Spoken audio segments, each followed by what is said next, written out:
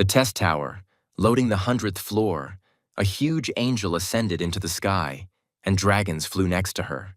Then our main character, number 1 in the game Summoner Battle, or BC for short, Jin, appeared, and he said what stubborn freaks they are. Resistance is futile. They might as well not even try, since he's almost past the 100th floor, this dead game with 0 popularity and absurd difficulty, which only old-timers play.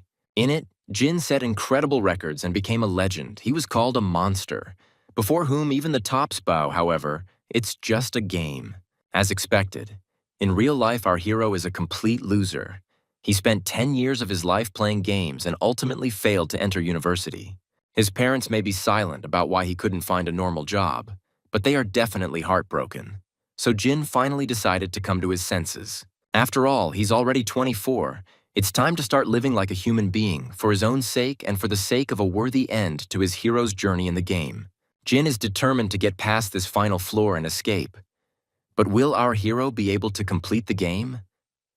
It's not so easy to break free from addiction. Our hero summoned a window, and the guys who watched him play wrote that Jin almost never logs into the chat. While the other players were discussing how Jin was playing, the guy himself managed to summon a white whale. It was an absolute skill. The angels also did not lag behind him.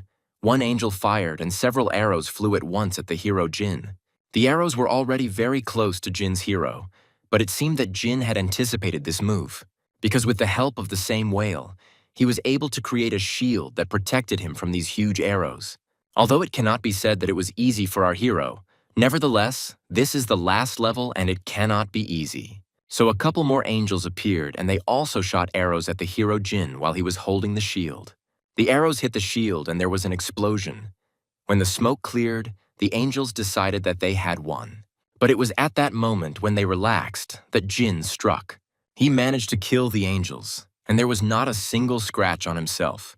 Other players, watching the game, admired Jin. They wrote about how cool Jin was.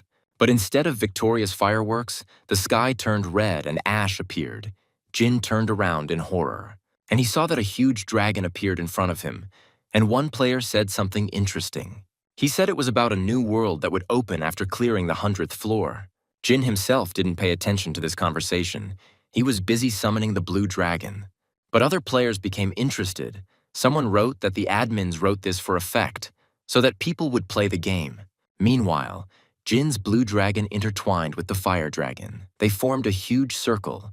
Jin watched the battle of the dragons. One of the players wrote, "And reality will become the world of Summoner Battle." Then an explosion occurred. And after that, the game announced that the 100th floor of the test tower had been completed. Jin was so happy that he started screaming with joy in the middle of the road. He didn't even notice how loudly he laughed and shouted. Finally it worked, but people noticed it and thought he was strange, which is understandable. And yet, our hero was happy that he had passed the 100th floor and could now finally say goodbye to this stupid game. Jin was about to brag about his success to the old guys before he retired from the game forever, when people nearby asked what that was. Then Jin finally looked up from his phone and looked up. He quickly noticed a bright glow. A status window was displayed in the sky, announcing the completion of the game. And not only Jin, but everyone else could see it. Another phrase appeared in the window: beta testing completed. But Jin still couldn't get over the sight of the game screen shining in the sky. As soon as the loading was finished, red sheets of paper began to fall from the sky. And of course, people picked them up to read the inscription. The students were looking at the sheets of paper. As soon as the student read the inscription, a game screen appeared in front of him, asking the boy to tear up the summoning scroll. The guy decided that this was some kind of action, and he and his friend decided to tear up the scroll. The guys, of course, didn't suspect anything, so they calmly tore it apart. But Jin, who was standing nearby, knew everything about this game. So he shouted, "Don't tear the scroll!" But it was too late. The guy had already torn it, and as soon as he did, an explosion occurred. But it gets worse. After the explosion, a game screen appeared, which announced the opening of a new world. As it turned out, all the players of that game were right. After completing this game, a new world, which the admins were talking about, really did appear.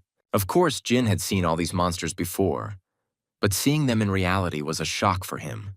Jin was so lost in the discovery of a new world that he didn't hear the loud horn approaching him. As soon as he turned around, a truck hit him. People nearby were shouting for someone to call an ambulance. While Jin lay on the asphalt in a pool of his own blood and looked at the phone, he thought, damn game. With the start of the International Players League, South Korea unfortunately once again occupied the last place in the rankings.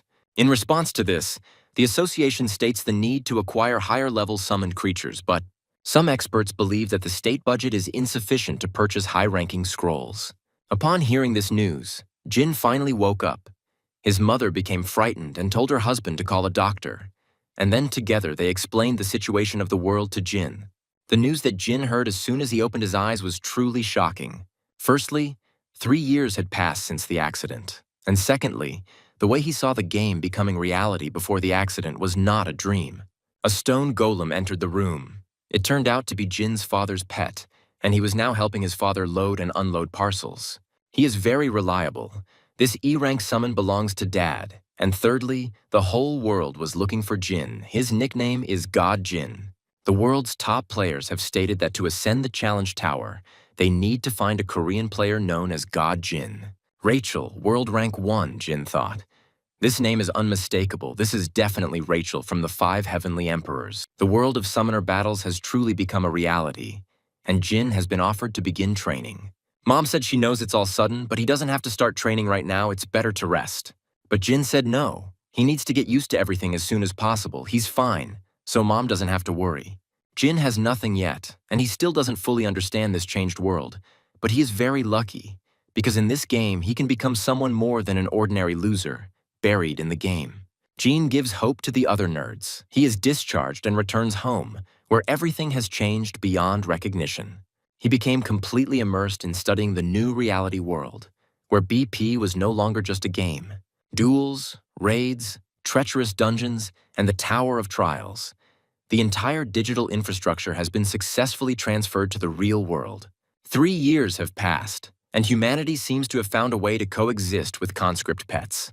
Jin read all the news to understand the situation, and when he finished, he said that none of them would ever reach his level. Our hero's self-confidence is enough for several people, and Jin finally decided to start the game. A few days later, everything was as Jin had expected. There wasn't a soul here, of course. Dragging yourself into such a wilderness is no pleasure. But Jin couldn't risk letting an unstable pet appear among people. The reward for completing the training was 2 low-level summoning scrolls. Jin was strongly recommended to use it in open areas. Now everything seems real. Jin hoped that at least something decent would fall out. Even for him, a legend starting with low-ranking trash was a death sentence after all. BP was a real gotcha dump. Notorious for its slim chances, the rank hierarchy ran from C to F, and the odds were simply unrealistic. And the basic scroll only has a 1% chance of pulling out at least D rank. Jin prayed to the scroll in front of him, so that at least this time, if anything even remotely useful had fallen out, Drank would have been incredibly useful. But at least it was an E rank. Even if it was a useful E rank pet with hope in his chest, Jin tore the scroll apart, activating a low-level summoning scroll. Only then did Jin wonder what these summoned pets even looked like in real life. But he should have thought about this before he tore the scroll. Sparks began to fly out of the scroll, and the scroll itself began to burn. Jin threw the scroll on the ground, then a seal appeared on the ground. And then a little fairy appeared. Jin successfully summoned an EX rank wind fairy. Jin was very surprised. He couldn't remember if such a rank even existed in the game. The little girl yawned tiredly. Then she screamed sharply. When she looked around, the little girl screamed what was going on. Holy cow, she was actually called, for real, it's incredible. An eternity passed. While the baby was screaming joyfully, Jin was still silent in shock. He was thinking, since when did summoned pets know how to talk? And anyway, she wasn't a pet. Finally collecting his thoughts, Jin asked if she was Ramba. The little girl replied that no, he was the fairy of the wind. Then the little girl asked, wait a minute, only one person called her that. Could he really be Jin? Realizing this, the baby screamed. So he really was that same genie. Then the baby burst into tears. And she screamed. He can't even imagine how much she missed him. Jin asked her to calm down. It seemed that only the little one missed him. But Jin himself was not delighted and thought that he was starting to remember the E-rank summoning Wind Fairy. If you unlock her hidden mechanics and use the right runes, she can become a top support, which maddened the attack speed. At the very beginning, they spent so much time together that he eventually nicknamed her Ramba. But Jin thought it had been removed from the game during that massive bug fix in the first year. As stated in the official statement, use was suspended due to the discovery of a critical bug. Jin remembered he was furious when the pet Jin had been training for a year was deleted, so that's what was happening now. Then Jin decided to look at the description. The EX rank was isolated after the discovery of bugs that disrupted the balance under certain conditions. The little girl, crying, said that she had suddenly been dragged into some kind of abyss and that she had been locked in a cage from which she could not escape. Jin asked the baby to calm down, then asked who had locked her up and who had isolated her. The little girl was just trying to remember what had happened when she suddenly felt a sharp pain. And instead of answering, the little girl screamed. Her head suddenly began to hurt so much. Perhaps the creators of the game are hiding this information. The little girl decided to play the poor thing and said that it was so painful that she didn't remember anything. Someone had clearly put a seal on her that blocked her memories. Jin answered coldly, "I understand. Then let her tell what she remembers." The little girl was a little disappointed, but still answered, she was sorry, but she couldn't tell everything. They were all isolated. In the end, they couldn't be summoned no matter how much the players tried, Jin asked, meaning to say there were other isolated pets besides her.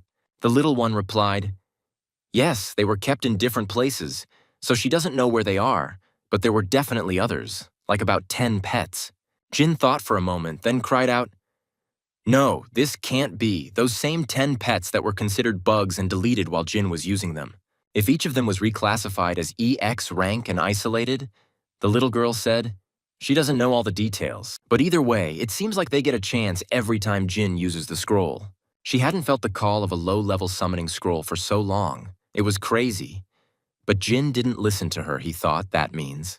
They only react to the scrolls he uses, so he's the only person capable of pulling out EX rank. Our special Jin decided that this was some kind of hidden bonus for completing the 100th floor of the Tower of Trials. Is it really every basic scroll now? The one he uses is guaranteed to give EX rank. Jin tore the second scroll and got a gorilla, and he understood, apparently, no. F rank, which means the chance of getting an EX rank still depends only on luck, pathetic gotcha, thought Jin. So the plan is to use as many summon scrolls as possible to gather as many EX rank creatures as possible. If Jin can bring back all the X-rank creatures and become even more invincible than he was in his prime, Jin called out to the little girl, and he asked to call him by his name. The little girl did not understand why, but Jin thought it was because this nickname was thanks to the 5 heavenly emperors. Already known throughout the world, despite his excellent tactical knowledge and experience, he does not know how vulnerable he has become during these 3 years of absence. If it becomes known that God Jin commands X-rank beings, he will simply become a target for all envious people and those who crave power. Suddenly, an earthquake began. Jin asked what this sudden earthquake was, but the baby and the gorilla also did not know the reason. The system has announced the transition to the next phase. The basic training dungeon has been generated.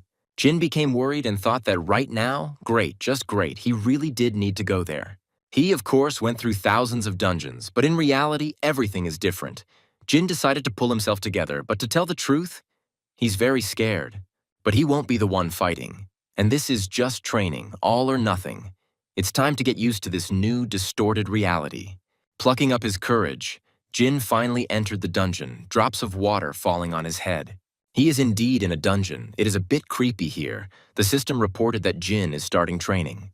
Jin was a little nervous because playing this game on the phone is one thing, but playing it in person is completely different. To fight in a dungeon, you need to assemble a team of summoned pets. However, a team can have no more than 5 pets, and Jin currently has 2 pets. The system asked Jin if he wanted to assign an EX rank Wind Fairy and an F rank Hairy Gorilla to the team. Typically, to increase the chances of successfully completing a dungeon, a full team of 5 creatures is assembled. Running a dungeon with only 2 creatures may seem reckless. But with a clear plan, it is entirely possible. Jin has done this thousands, no tens of thousands of times. And Jin already has the perfect plan in his head. The Wind Fairy and the Gorilla are summoned automatically. So the monsters in the training dungeon should be simple. Only Jin thought of this. Suddenly a menacing growl was heard, and a game window appeared. A hungry gray wolf was wandering nearby. You need to defeat the wolf and get out of the cave. Gray Wolf F rank. Jin created a shield. It looks like the player's defense system has been recreated exactly as it was in the game, but now Jin is in reality. The system warned that the player would die if attacked while the shield was inactive, and now Jin was convinced that what was happening was real. If you lose, the restart button won't appear. Everything is real, and that creepy wolf too. Jin ordered the gorilla to attack first, and the F-rank gorilla rushed forward. Although the word rushed is not quite appropriate here, the gorilla rather strode off to attack the wolf.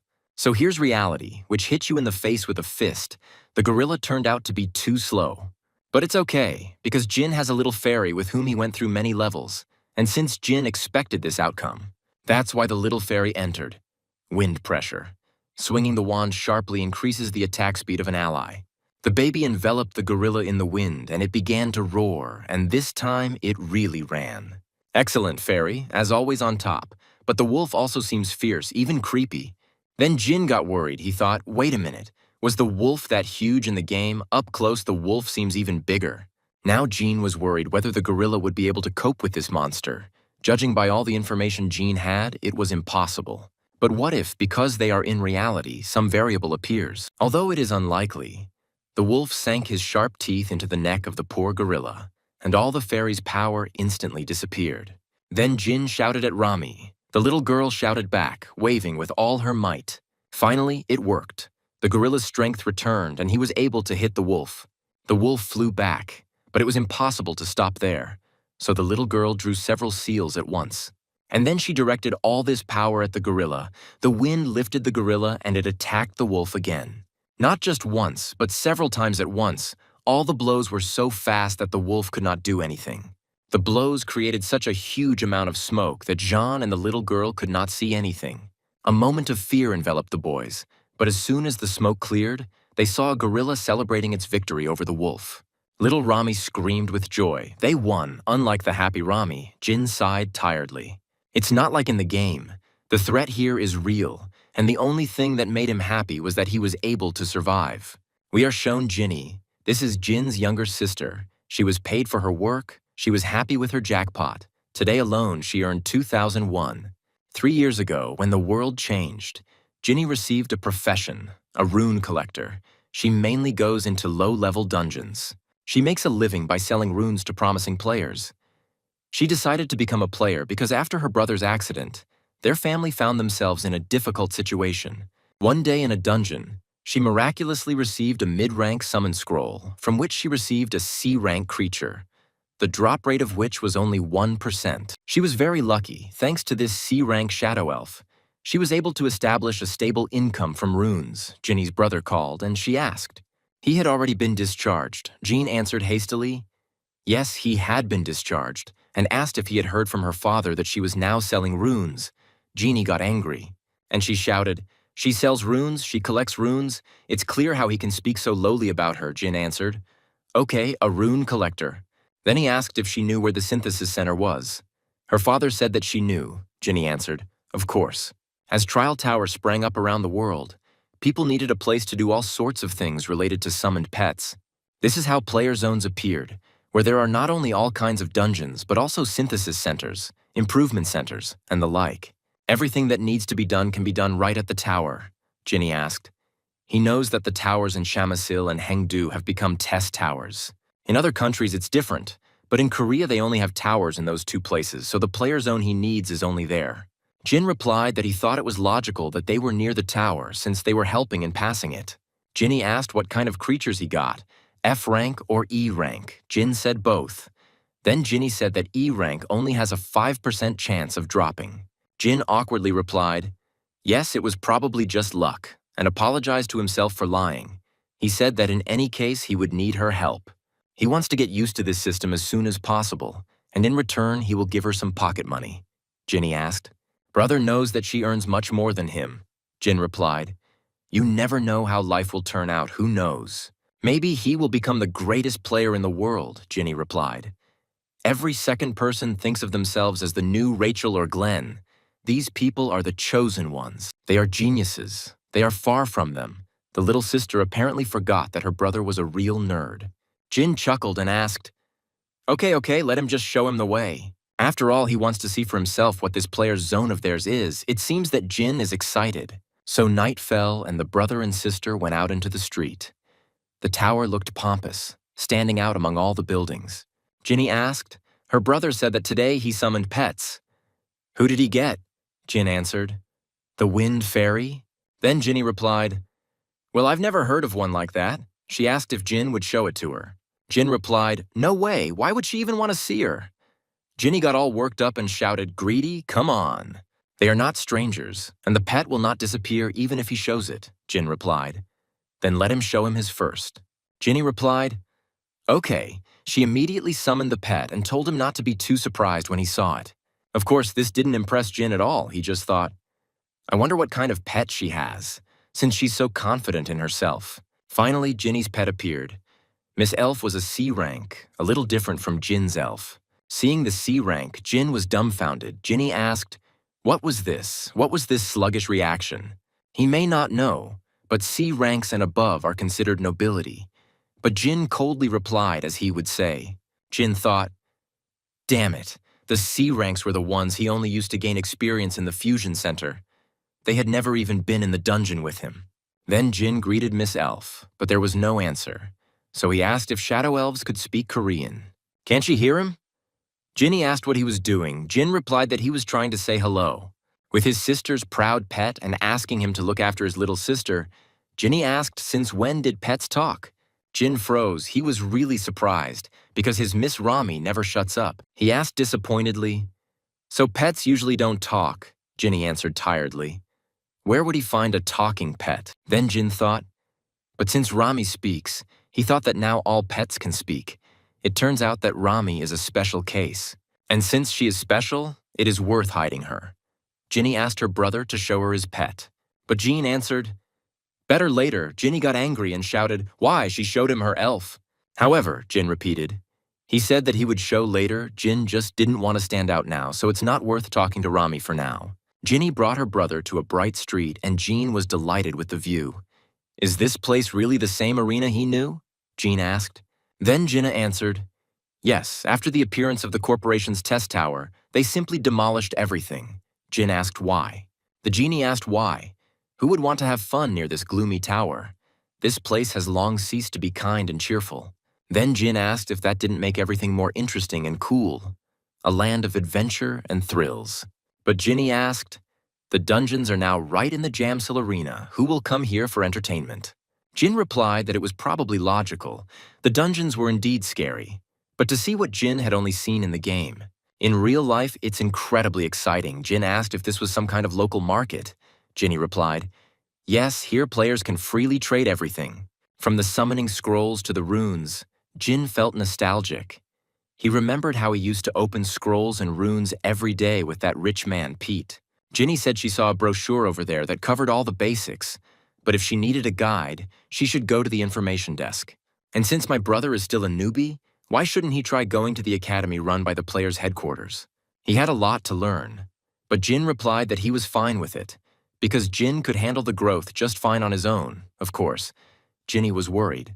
So she asked if he was sure he could handle it. Jin replied, Yes, she could go home first and thanked her for the tour. Ginny asked if he was staying here alone.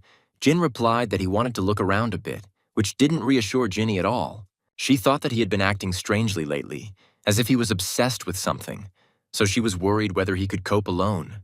Wondering if he would be okay since he had only just woken up, Ginny decided that her brother was probably just trying his best, so she should just keep a light eye on him. So she shouted at him not to overdo it, and if he needed help, he should call right away. Jin nodded and said, Okay. Jin went into some deserted place and, having made sure that no one was there and would not be, called out to Rami. The baby immediately screamed joyfully, but Jin immediately covered her mouth and shouted, Quieter. Of course, this puzzled the little girl. She mumbled what he was doing, what was happening.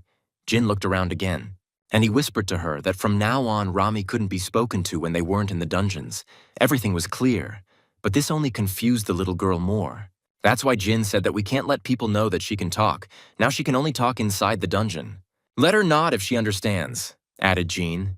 The little girl nodded, and Jean said, Great, now we need to put everything in order. He needs to get some startup capital if he wants to start clearing dungeons. But the truth hit him at a time he least expected. The account was a bit empty. Jin knows that he didn't have much money before this started, but this was all his savings. It was such a shame, and besides, it was simply pointless to work like before. Jin's sad situation upset him. Some people might say, just ask your parents, but that's complete nonsense, and those are the poor parents these days. And so they work 3 jobs just to pay the rent. How can an adult son, the first child, ask them for money, then what? It will be different from the monster, so you will have to start somehow with such starting capital. The reason why no one could match Jin in the game was because he was a player who had never donated to the game. Although the game really wanted it, Pete said he spent about 300 million won. Jin didn't have any money back then, so he didn't spend it. However, Jin was able to become the best without investing a cent, and he can achieve the same success in reality. Jin was calming himself down, repeating that in just a little while he would definitely climb back to the top, when suddenly he was awarded 500,000 won. Then Jin cried out, "Where did he suddenly get this money from? He would never believe that this was a privilege for newcomers." Messages came from my mother that she wrote, "My sister said that he has been working since he woke up. Knowing him, he would never ask for money. That's why I decided to send it." Jin was touched, because all this time she took care of him. She probably doesn't have any money at all. But the mother loves her wayward son. She only asked that he wake up and be healthy. Jin couldn't help but cry. Now he was convinced that he absolutely had to succeed. In order to ensure that his entire family lived in abundance, Jin collected his thoughts and opened a store. The rest of us have been working hard for 3 years, so every second counts now. To become the best, Jin must choose a role, and to collect materials, he must clear dungeons. So first we need to assemble a team. Jin bought another scroll and tore it up. He got 2 weak monsters, F rank, but also got a baby lizard of E rank. Luckily, this little lizard was a poisonous lizard. If Rami is also an E rank, then Jin knocked out the pet twice with a chance of only 5%. Besides, the poisonous lizard's effectiveness is quite good. Now Jin has 5 monsters. Jin decided to use the poor stinky fellow for a short time and then simply recycle him. Now the whole team is assembled. Knock out pets, use the right runes, fight and grow.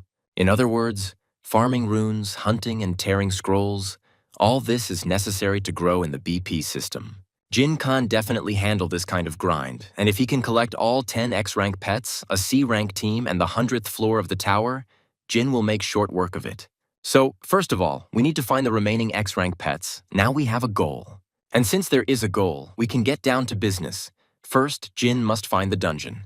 In the mobile game, it was enough to simply click on a location, but it seems that entering is no longer as easy as in the game. It was sad, but Jin was curious to see how it would happen in reality. But as soon as he Googled the information, he shouted loudly, "What is this?" Gina was in for another piece of bad news. It turned out that even if you have a pet, you can't enter the dungeon. Dungeon gates appear randomly anywhere. The difficulty of a dungeon can be determined by the energy emanating from it. But now the rules have changed, and now, no matter how simple the dungeon is, beginners will never be able to enter it. To be granted entry permission, you must be an officially registered player. The plans failed. Jin will not be able to reach the summit alone as he hoped, and he will not be able to remain unnoticed for long. The guy was completely unlucky. Jin asked why he woke up just when the camp had changed so much. Little Rami, seeing how desperate Jin was, decided to cheer him up, but silently, as Jin had asked. She seemed worried. Noticing this, the genie exhaled and then thanked the little girl. Then Rami calmed down. Suddenly Jean's phone rang. Jean picked up the phone. It was Jeannie calling. Ginny asked what time her brother would arrive, and her mother asked what he would like for dinner. Jean replied he would eat alone and asked, she knew, Jeannie asked what exactly, and Jin asked that player registration was now required to enter the dungeon. Jinna shuddered and replied, yes, she knew. Jin asked her why she didn't tell him on purpose. Ginny replied, not at all, she really did forget. This rule was introduced only recently. Too many people were dying in the dungeons, so the government had to intervene. There was complete chaos there. So now there are employees on duty at the entrances to the dungeons. But something tells me that the rich did this to take all the best for themselves. Jin looked for information, and it said that there is some kind of test, battles, and the registration process itself is tedious. This is probably how they control the number of players if everyone, blinded by the thirst for profit, rushes into the dungeons. Cracks in the social system are inevitable. Ginny suddenly remembered something else and said, there is also a rating. The system compiles a top 100 list of players in the country and the world every year, but Korean players don't even make it into the world rankings. Such a shame. If only they had the legendary god Jin, their country would have risen in the rankings. Jin awkwardly thanked her for the information, and he turned off the phone. For now, Jin had prepared for everything, so he decided to rest. In the morning, my mother cooked while my father sat on a chair and read the newspaper. It's strange that they still make them. The door opened and Jean came out. Dad asked if he was awake yet. It was only 6 in the morning. Jean answered yes. He needed to leave early. Mom worriedly said that he was already walking, so he should at least eat a rice ball before going out. Jin refused and said everything was fine, then turned to his parents. He apologized for having shown them only his bad side up until now. And having thanked them, he left. The parents looked on in surprise as their son left. Then Dad said, embarrassed, how awkward, and Mom, still worried, asked if everything would be okay with their Jean. Dad asked her not to worry, which was in vain, and said that the government had said that it was now conducting safety training. And he suggested having breakfast. The mother asked her son to be careful, an era in which all of humanity can become players. Among all countries, South Korea attracted early attention due to its exceptionally high death rate in underground areas. The reason for this was not the monsters at all, but the protagonist's syndrome, caused by greed. Players deceived themselves into thinking that they were the main characters of some fantasy world where anything was possible. So they recklessly broke through the dungeons and died, thinking everything was like in the game and you can change clothes. But this was a new reality, not an illusion. The foreign press speculated that because so many talented players were lost during this period, South Korea is now at the bottom of the rankings. Jin read all these articles and thought that so many deaths were only due to misconceptions. Of course, it's not for him to say he himself spent 10 years in this game. But to be honest, it sounds a bit pathetic. Weren't they scared? They were weird, and now it was Jin's turn. Jin's application was accepted, and Jin asked how many people would qualify as players. The employee replied that only 50 people who passed the final test would receive the title of player. Jin thought with displeasure, there were thousands, if not more, in line behind him now. It wouldn't be easy. And yet, even if he couldn't cope with this, he would definitely not be worthy of the title of one of the 5 heavenly emperors. Jean was determined, meanwhile, in the cafe. The judge from headquarters, Cedric, said plaintively, they are going to choose only 50 people from this whole crowd. If they want talent, then they should select more. Nothing will move forward anyway because of these old men behind the scenes. The old man was calmly drinking his coffee, when suddenly some weirdo having destroyed the wall came inside. Apparently, the doors frightened him. And then turning to Cedric, he said that he had killed all of his brothers and was sitting there so calmly. Old man Cedric also turned out to be no ordinary man. His monsters looked even cooler. People, of course, decided to watch this performance. All eyes were on the old people. Except for our weirdo, who didn't notice or hear anything at all because of his headphones. Our guy didn't hear the explosion, but he finally noticed the commotion and took off his headphones. Seeing this picture of 2 old men standing with their monsters, Jin asked what kind of situation this was. Just think, 2 men had a disagreement and now decided to turn a cafe into a battle arena. Naturally, people were scared. The girl asked what to do. They weren't going to die here. Why did the gang leader suddenly appear here so suddenly? The guy replied, everything will be fine. It's Cedric, he heard. Cedric is a real demon when it comes to fighting bandits. So Jin saw the bandit for the first time, of course. They turned to the weirdo with the scar, you can tell by it. Jin wondered if they were really using pets to plunder and steal. Cedric suddenly shouted, this is an emergency. Let everyone immediately call their pets and raise their shields. The people obeyed. Jin also called Rami and summoned shields, since abilities and pets can be summoned in the real world, which means that not only dungeons are dangerous. Little Rami just woke up, or rather she's rebooting, so she accidentally called Jin. But Jin managed to shut her up. He whispered an apology and reminded her that they had trusted her and that she couldn't talk outside. Meanwhile, the bandit started talking, well, this is the apostle of justice. How long will it last? The man shouted and sent his terrible orc to attack. Of course it was interesting, so it would have been strange not to watch it, but it's better not to interfere in their squabbles. Right now, Jin can't help in any way, but if he watches, he can gain experience. Cedric had many fire pets. Apparently this is his main element, and one of his pets was a fire butterfly. The butterfly hit with several fireballs. They exploded, but the orc remained unharmed. All thanks to the shield, the bandit laughed evilly and shouted, that's all the old man is capable of. Cedric winced. He had nothing to answer. It seemed that all his cool pets were useless. Little Rami said that Cedric was literally trash. Jean said that was kind of offensive. But people behind his back were saying that it looked like Cedric was being pushed back, and at this rate he would definitely lose. It can't be. They will kill all the civilians without blinking an eye. Things seem bad. Jin thought about what to do.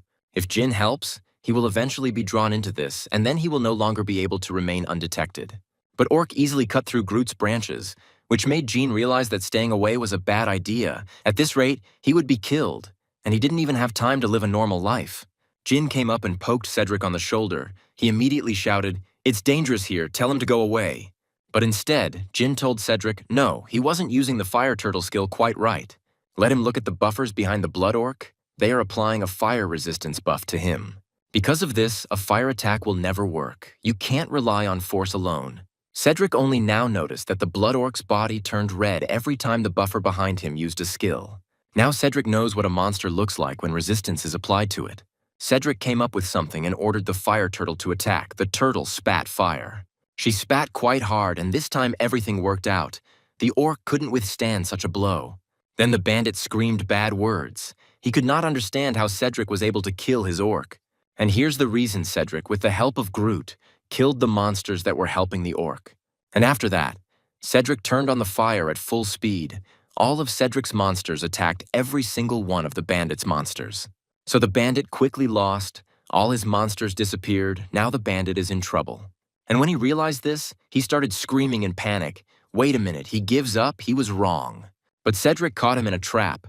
Then the bandit screamed for mercy and showered him with stupid promises that he would no longer kill and rob. Of course, no one would believe the promises a man made in a moment of despair. But Cedric said that gang members would be executed on the spot. It turned out that these were not simple threats. Cedric brutally killed the bandit, squeezing him as if he were a simple cockroach. And for some reason, people started praising Cedric, shouting his name and clapping for him. Although he had just brutally crushed someone, people considered the bandit an enemy, a cartoon villain, and therefore decided that it was okay to kill him like this. Each of them probably considered themselves to be a good, correct character while they rejoiced over death. And Jin realized that this world was no longer the same as what he knew before, and that without real determination, he could not survive here. Cedric approached Jean and thanked him for his help, then introduced himself as a member of the council from the players' headquarters. Thanks to him, they were able to catch this terrorist, Cedric said. Jean replied, "It's not worth it." Cedric said he would like to reward him. Could he find out which guild the guy belongs to? Jin replied he hasn't registered at headquarters yet. Then Cedric thought, the guy recognized the buff at first glance among tens of thousands of its types, and yet it was not yet registered. So he said, well then maybe he has an ID. If they can confirm the ID, then everything will be fine. Jin gave his ID, and Cedric said that after checking the data, Jin would receive the reward according to the rules. Then Jin said he would leave it to Cedric and ran away. When he left, Cedric called someone. And he said he just sent some data named Jin, let him check his identity. Unsuspecting, Jin happily walked down the street, not yet aware that his plan to remain in the shadows had failed miserably. Jin bought the little girl a treat as an apology for keeping her quiet. The little girl happily devoured her breakfast, while Jin thought that other players sometimes argue with their pets. But little Rami needs just a cream bun to be happy. Jin is lucky to be the girl's father. However, Jin was still worried about the situation. He was worried that something bad might happen. He didn't want to interfere at all, but if it weren't for him, they would all have died there. The world has changed much more than Jin expected, and now it is more difficult for him to adapt to the world. It looks like we can't put off hunting any longer. We need to collect the summoning scrolls now, and as soon as possible, call the next pet, with priority given to the drill instructor. Or the explosive mage dragon. They are E and D ranks, so Jin can get them from low-level summon scrolls. Here is a new plan of action. As soon as Jin came up with it, he immediately decided to start acting. And Cedric just found out that Jean had been in a coma for 3 years, which is why he wasn't registered as a player. He thought that if it was 3 years ago, just when the world turned upside down, Cedric didn't know that it was Jin who was the cause of it. In that chaos, accidents happen frequently, so everything is logical. The man said that Jin immediately applied to register as a player after being discharged. Now Jean's personality became much more interesting to Cedric. Jean seemed strange to him. Cedric said that regarding the exam this month, he will take care of it himself this time. And there is no need to even ask why. Having finished speaking, Cedric turned off the call and thought that it was one thing to wake up after an accident, but another to register as a player immediately after that. He decided that Jin was incredibly adaptable, which meant that Jin could become the real talent he had been looking for so long. Jin came to the exam. He, of course, knew that there would be a lot of people, but were they really all here for the sake of preparation? You have to beat all these competitors just to become a player. However, Jin was confident in himself. He believed that it was easy as pie because no one knew more about games than him. The doors opened and Jin waited excitedly for it to begin. A man walked up onto the stage. Of course, it was Cedric. He introduced himself as the examiner from the main office and said that from now on they would begin preparing for the written exam. A little later, already in the cafe, Cedric asked. Jean was a little surprised. Jean answered, yes, he could not have imagined that Cedric would be an examiner. But let's get back to the preparation. Cedric said that such problems often appear on the written test. If you look at the combination of pets here and so on, it's all just boring chatter. But Jean realized that Cedric was explaining the combination that he himself told Cedric. He should have at least asked permission before using it. So now when Cedric asked how the preparation went, Jean lied. Not that bad.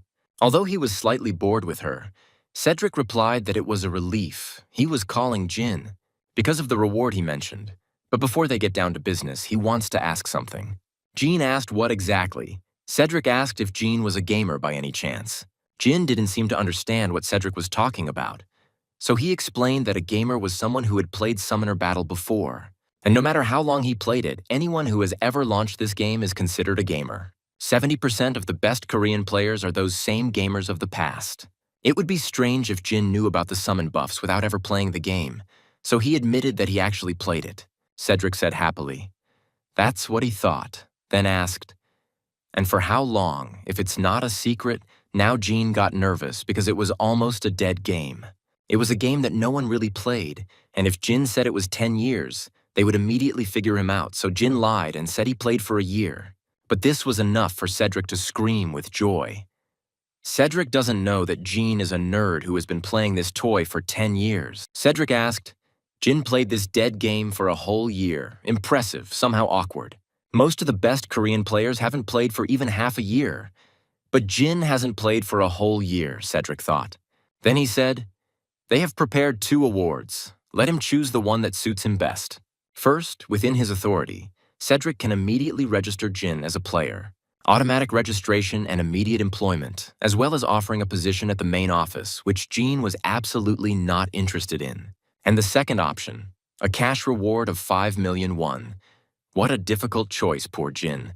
How will he choose between these 2 equally valuable offers? Cedric was thinking, not just registration, but a job at the main office, where it is more difficult to get a job than at a large corporation. Obviously, the first option. But his dreams were quickly shattered when Jean said outright that he would take the money, and Cedric panicked and tried to explain how important this job was, and that registering as a player takes a long time. But Jin insisted on his own. He thanked for the offer, but refused. Jin never planned to work in the main office. Jin is already busy looking for pets and has no time to waste on paperwork. The next day, Jin was already standing at the gate to the dungeon. The employee asked if Jin was the applicant. Jin answered yes. Then the girl said, as he had already heard, the practical exam is to go through the dungeon of the day of the week. This time he'll be heading to the Tuesday dungeon. The test is timed, so he needs to try to finish as quickly as possible.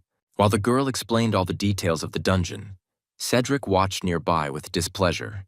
He didn't expect John to refuse paperwork. Also, Cedric was worried about something else. He was told that Jean understood runes and pets better than anyone. The boys shouted that thanks to Jean, they themselves realized how narrow-minded they had been before. If all goes well, Jin might even make it into the world rankings. Cedric couldn't believe everything was going so well. That's why he's nervous. It's the first time he's seen these proud professors react like that. He thought maybe they should offer him better conditions. The explanations ended, and Jin was allowed to enter the dungeon. Jin, without hesitation, entered the second dungeon. Here little Rami can talk. The dungeon was filled with extremely poisonous slugs.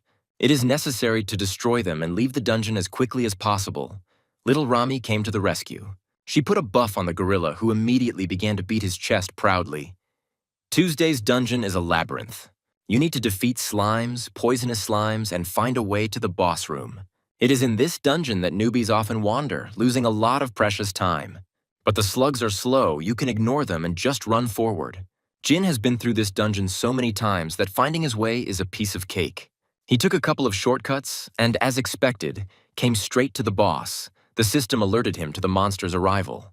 Jin was a little tense at first, as this was the first time he and the giant slug had met in person. The system wasn't joking about the size. The slug was huge. Why would a slime need a crown? Jin immediately ordered his pets to attack the slug with the luxurious crown. He told the guys to give it their all. Little Rami cast a buff on the gorilla, and the gorilla rushed at the slug with a loud roar. After punching the slug, it spread all over the floor. That was the reason why Rami was disabled in the game. Gorilla is just a rank F pet, but thanks to Rami, his attack speed is incredible. Jin can already imagine how strong another pet would be with that kind of attack speed. The boss was defeated, the dungeon was cleared, the clearing time was 5 minutes, which is very slow for Jin. When he was in the game, he could do it in less than a minute, but he's still an F-rank gorilla, so there's nothing he can do about it. The system announced that the South Korean record had been broken, and a special achievement, an advanced scroll, had been received for the first completion. And the additional prize is a low-level reforging potion, the best record in Korea, not at all suspicious. The broken record was immediately announced. Tuesday's dungeon was completed in 5 minutes and 32 seconds. The girl asked if Kenny had found a new combination, but Jean's sign came up, and she said she had never heard of him. The guy said he didn't look like a player, so it wasn't a player who broke the record. The guys stared at Jin's photo in silence for a while, and soon a meeting even took place. Such a record could not go unnoticed. Of course, everyone was amazed by such an unexpected record. The girl asked, "Is he really amazing? Is it Jin?" And Cedric was practically beaming with happiness, thinking that Jin was, without a doubt, a real pro. He was their national treasure. They must get him at any cost if they want to survive. At the very least, they must prevent Jin from moving to another country. That's why he said that we need to immediately register Jin as a player, the guys asked, really, even without a qualifying match. Then Cedric said that, as everyone knows, speed records are divided into national and world records. Kenny takes first place in Korea with a time of 6 minutes and 41 seconds. And Rachel holds the world #1 spot with a time of 2 minutes and 25 seconds. Jin had broken the Korean record, so would there be any point in the qualifying match? Cedric asked. He added that he believed that talent deserved special treatment, and that's how Jin found himself in the spotlight. He arrived at the large building, a little disappointed that he had managed to break the national record so easily. But now he understood the level of his country. Cedric ran out to Jin, screaming. He so wanted to meet Mr. Jin. It seems that the time has come for licking and kissing on the butt, so that Jin does not think of leaving. Cedric said he saw Jin's speedrunning record. It's incredible. Jin managed to break the South Korean record on his first try. Besides, the labyrinth in Tuesday's dungeon was incredibly confusing. Jin laughed awkwardly and agreed with him. But in reality, he thought it was like praising a fish for its ability to swim. Cedric handed over the player's license card and said that they immediately registered Jin as a player. Jin has nothing left to prove. Well, that's good news for Jin, but Cedric isn't done yet. He carefully asked if he could ask how Jin broke the record. Jin became a little nervous, and I thought that if he now lays out everything he knows, the level of South Korea will instantly skyrocket. The problem is, what will happen next? At best, Jin will live in luxury like Scrooge, but at worst, he could be kidnapped and tortured to extract every last bit of information. So you can't just mindlessly tell him everything he knows, the genie asked a little seriously. Firstly, Cedric understands that it is very rude to ask such questions. Cedric shuddered. Then he agreed and asked for forgiveness. He added that the player's strategy for passing the game is a very delicate topic, which is shared only with the closest people, but he asks him to understand that South Korea is so desperate for talent. Each of the men was determined, but Jin thought that Cedric didn't look like a bad person. Cedric immediately transferred the promised money, and he has a pleasant character and is also quick-witted. So maybe it's worth using the state to your advantage. If Jin plays his cards right, he'll be able to develop much faster. After some thought, Jin asked if they could move to another location to continue the conversation. They came to the cafe and Cedric said, he will speak frankly. They really need Jin's help. Their headquarters needs his knowledge. Judging by Mr. Jin's data, He was confined to a hospital bed for 3 years. Hearing this, Jin became a little angry and asked if they were checking his background. Cedric didn't lie. He apologized and explained that a skilled unregistered player could be a member of some gang. Jin was still angry. He asked that since he was now registered, they wouldn't dig under him any further, right? Let them never do that again, Jean ordered. Cedric agreed, just not to anger Jean. Cedric thought that usually when you mention the state, people get scared and try to cooperate as much as they can. But this guy didn't even bat an eyelid. He definitely knows his worth, Jin said. Well, he also thought about something, what exactly he would get if the state helped. Cedric responded. His assistants, Jean, looked puzzled. So Cedric explained. He was a little embarrassed to say it himself, but he occupies a fairly high position in the headquarters. The chairman of the headquarters are elected by popular vote, so with good results. He will get a lot of votes and will be able to rise even higher. It seems that Cedric is a politician, Cedric said again, so he will give Jin all the support he can. Of course, within the scope of his authority, this didn't really impress Jean. The rewards are vague, and since Cedric is a civil servant, he cannot spend the funds as he pleases. So Jin said, let's do it this way, just 1 month since he just signed up. Over the course of a month, he will focus on his development and seek support as needed. If he is satisfied with everything, they will continue to cooperate, and if not, he will return everything he received or provide equivalent information. Cedric thought, that is, Jean is going to use him as a personal secretary for a whole month, impudent, but nothing can be done. He would definitely win if he stuck close to him, so Cedric agreed to Jeannie's terms. Jin said that first of all, he needs something. He asks to make sure that information about his new record does not leak anywhere. He's worried about his safety, Cedric asked. If it is about his safety, then headquarters. Cedric stopped abruptly and thought, no, Jin can't hope for protection from a headquarters that couldn't even handle one gang, and Jin understands this perfectly well. So Cedric said, I understand. He will do everything he can to hide the record, but rumors might still leak out. Jin replied, no problem, then he said goodbye. Leaving, he thought, great. He made sure that Cedric would remain silent. Now our hero was interested in looking at the awards he had received, and they turned out to be incredible. Not counting the reforging potion, he received high-level summoning scrolls as expected. The first-time completion reward, which is only given once, is truly something special. Jin wants to open them right now. But you can't take risks when you only have 3 scrolls in your hands. It's better to just sell them and raise some money. Suddenly, Jin remembered that there was something else.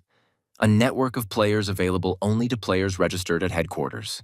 Almost all transactions take place in it, at least that's what the chairman said when he installed it.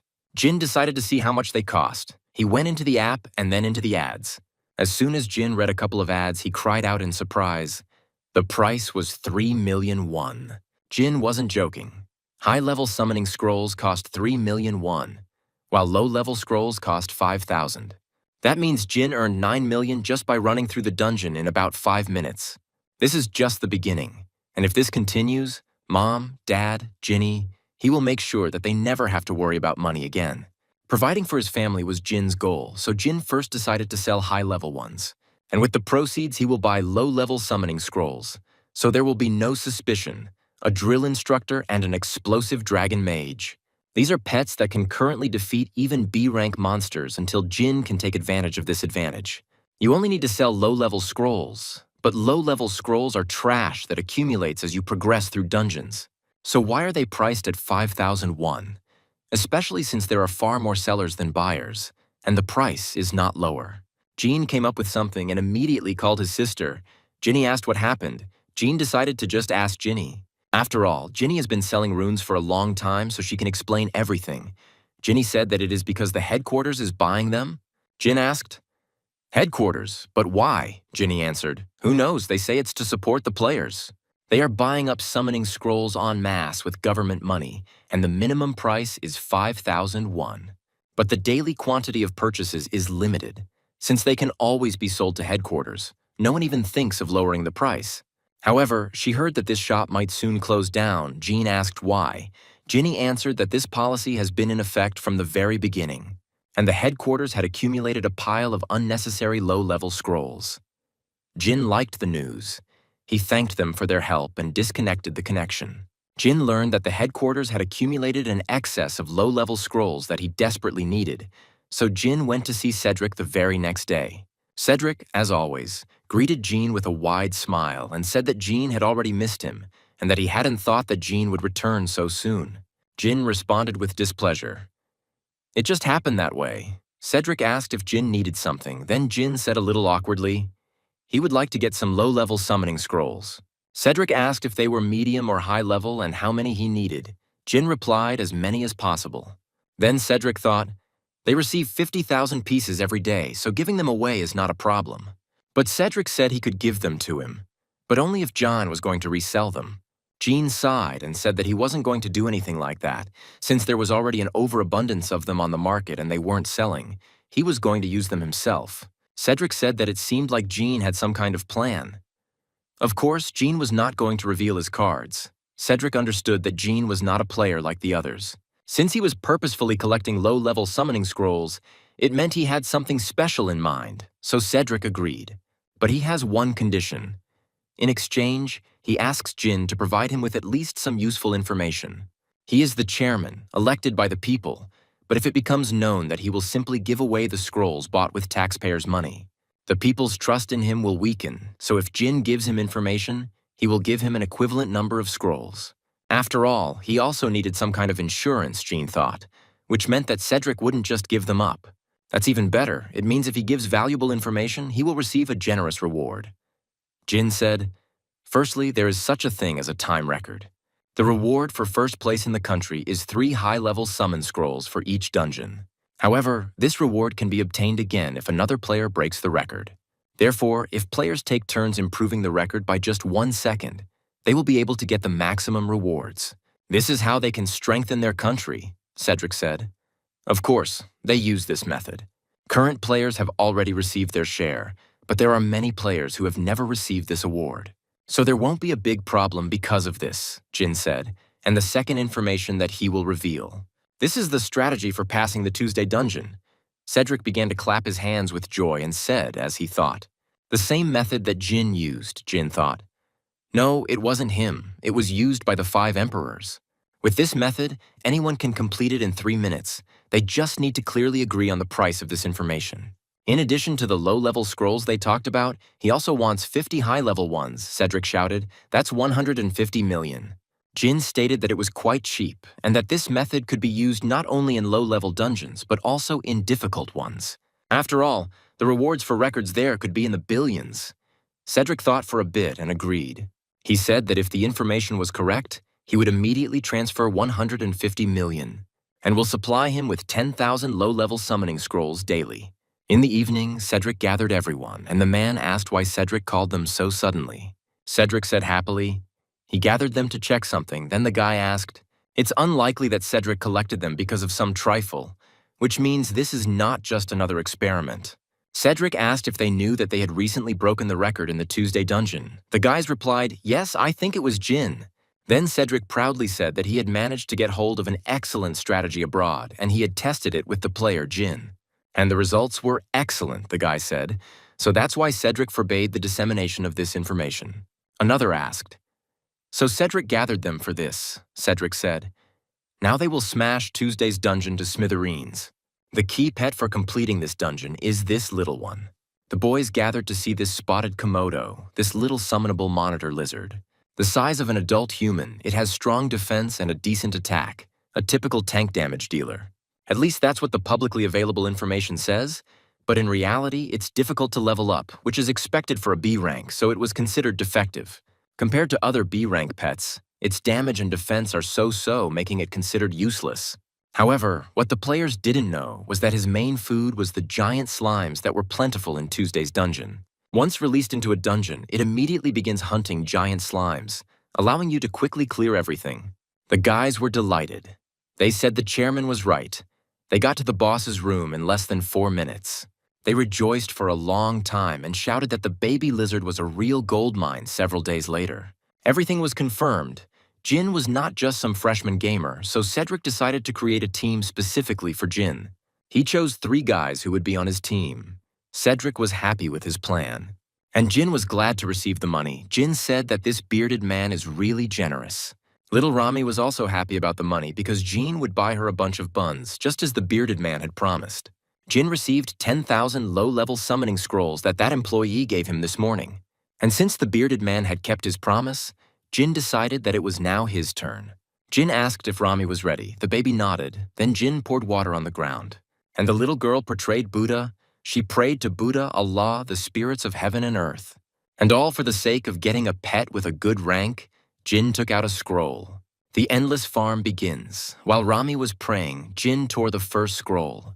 But after some time, Jin lay powerlessly on the ground. Of course, most of the scrolls were garbage. In an hour, Jin had already used 3,600 scrolls, and he had not once received a normal pet. But little Rami said, "Who said it would be easy? Jin thinks it's that easy to get an EX rank pet." Jin asked sadly. "But why? She got it on the first try," Rami shouted. "It was pure luck. To knock something like that out, even 100,000 scrolls wouldn't be enough, let alone 10. Jin asked what she was talking about. Then Rami asked if Jin knew anything at all about the summoning system. She began to explain that there were exactly 10 times fewer pets than players.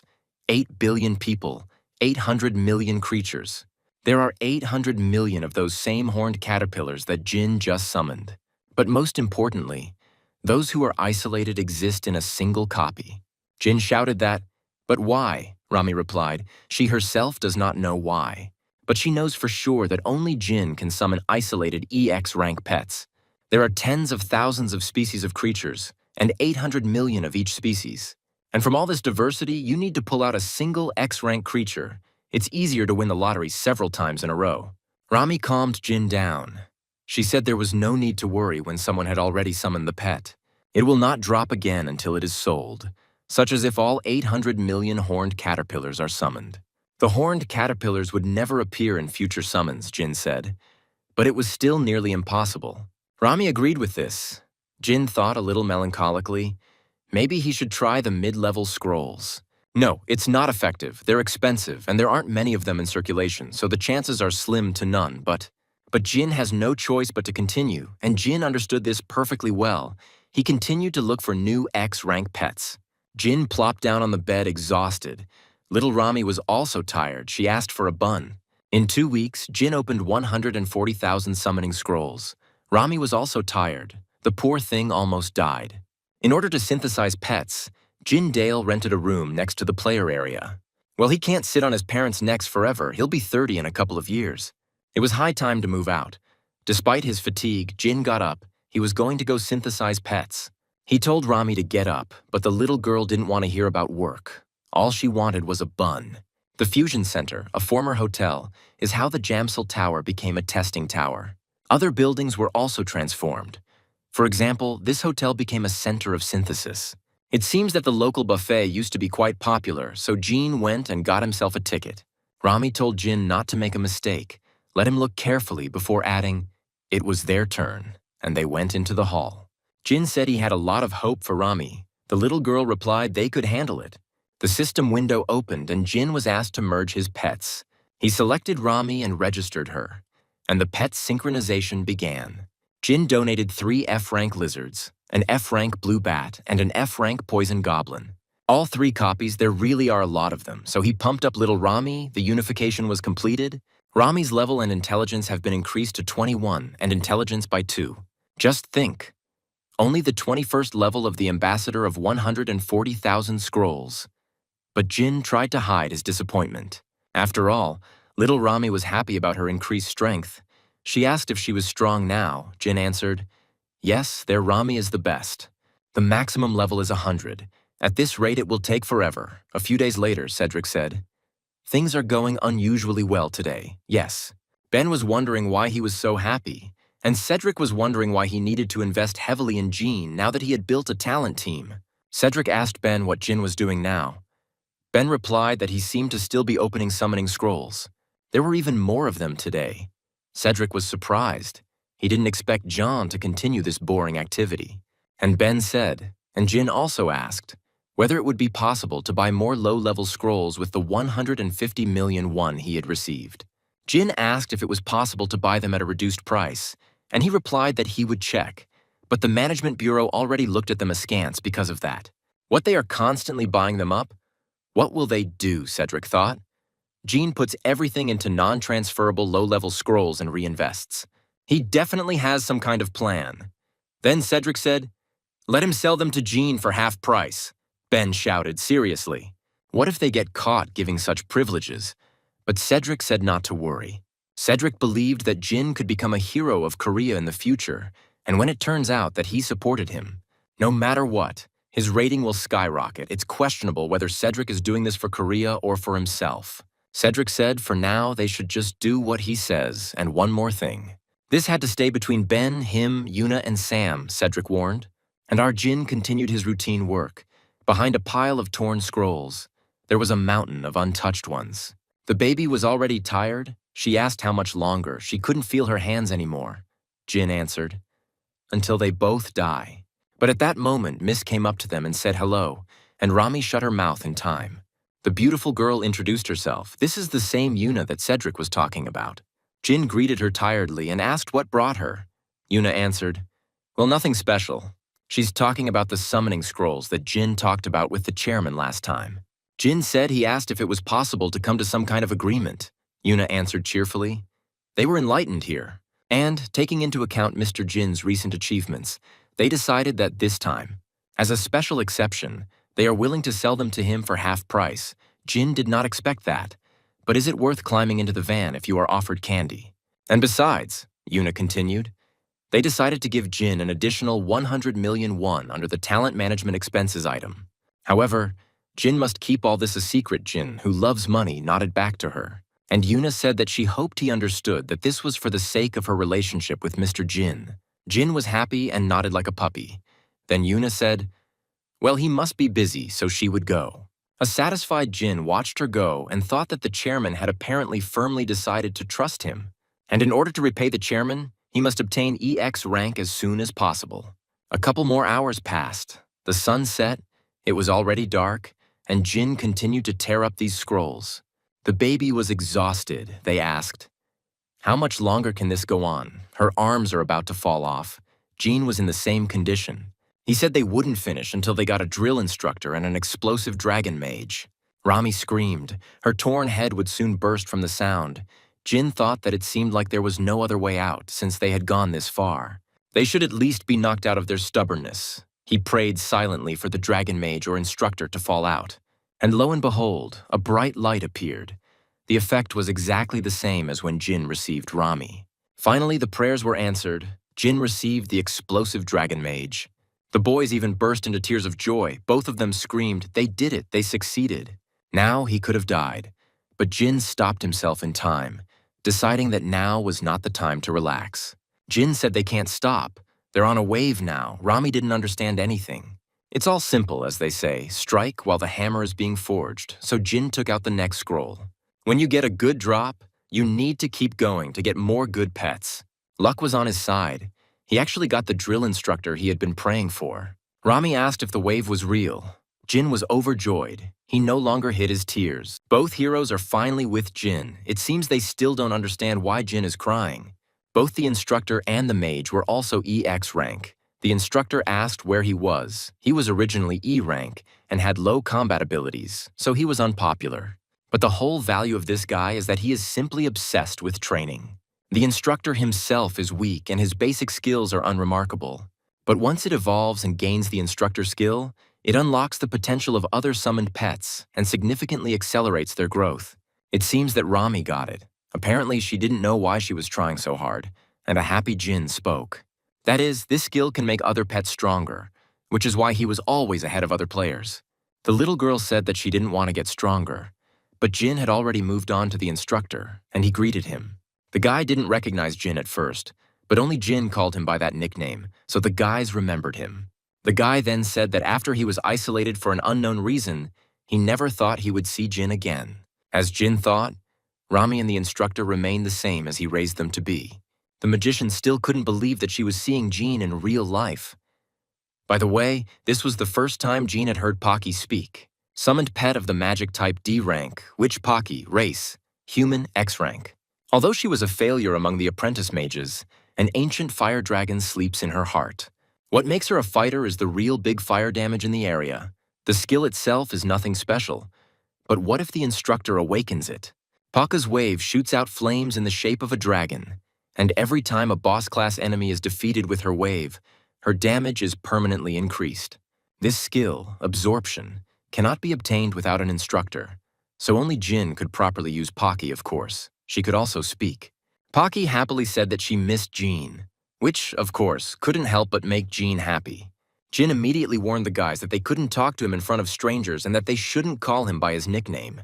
At first glance, it may seem that Jin's team is a bunch of losers, but with the right use of the guys, the team will become invincible. Luckily for Jin, he was quite the nerd, so after spending so much time in the game, he learned how to use the guys properly. And since the guys were alive, so to speak, they just sat in silence while the exhausted Jin slept. Finally, the instructor said that they hadn't seen each other for a long time. Paki added that it really had been a long time. The instructor asked if he could just call her Rami, and Rami said yes, he was an instructor. They had only seen each other for a month. She was already here when he was called, so now she is his senior. The guy answered indifferently. It is true.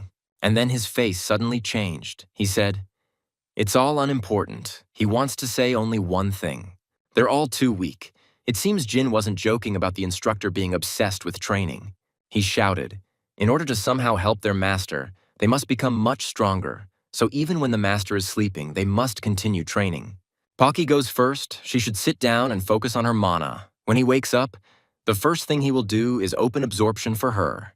Then the instructor's stern gaze moved to Rami, and the little girl even shuddered. She needs to increase the speed of her swings, so she will do strength training with him. Little Rami drooped. Then the instructor asked if she didn't want to be of use to their master. She will wave the frying pan. Since it is her first day, they will start small, just 5,000 swings. Poor Rami called for help, but Jin had no strength. Meanwhile, in the office, Cedric was informed that he could no longer issue scrolls. An official notification just arrived. It's the director's order. Cedric was worried. The director is always busy. So why does he suddenly care about such a trifle? And also, Cedric was ordered to write a detailed report about it. As he has used all the low-level summoning scrolls up to this point, it seems the deputy is behind it. Cedric said that this bastard is picking on his every move. Yuna sighed and said what they should do. She prepared a report. But if the administration doesn't give out the scrolls, they won't have anything to give Jin. And the time for the scrolls to be delivered is almost here. Cedric was worried because he really needed to curry favor with Jean, but his trump cards had just been taken away from him, and then Jean himself wrote to him. Then Cedric read the message. Yuna noticed Cedric's nervous look and asked what was wrong. Cedric said he wouldn't need low-level summoning scrolls anymore, of course, since Jin had found a mage and an instructor.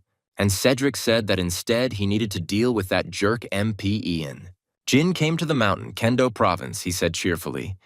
So this is an ordinary dungeon. There are 4 types of dungeons in BP. The first is daily dungeons. They are needed to collect materials available on a certain day of the week. The second is the Tower of Trials, which is much more difficult than regular dungeons and forces players to push themselves to their limits. The rewards there are incredible, but the chance of dying is also high. Thirdly, the Demon Dragon of Chaos. This is a raid dungeon, which is why you need to assemble a group, but it was added to the game for Elena, so Jin will explain this later. Everything else is just regular dungeons, and that's exactly what Jin is heading to now. In BP, they were also called stage dungeons, but in reality, they appear randomly. You can form groups for them, but he doesn't need a group. Jin was already approaching the dungeon. There was already a guard standing there, and the entrance to the dungeon was closed, Jin thought. If the dungeon is not cleared in time, a dungeon breakout occurs. And the monsters are breaking out. He needs to clear it out quickly, the guard said, if he wants to enter the dungeon.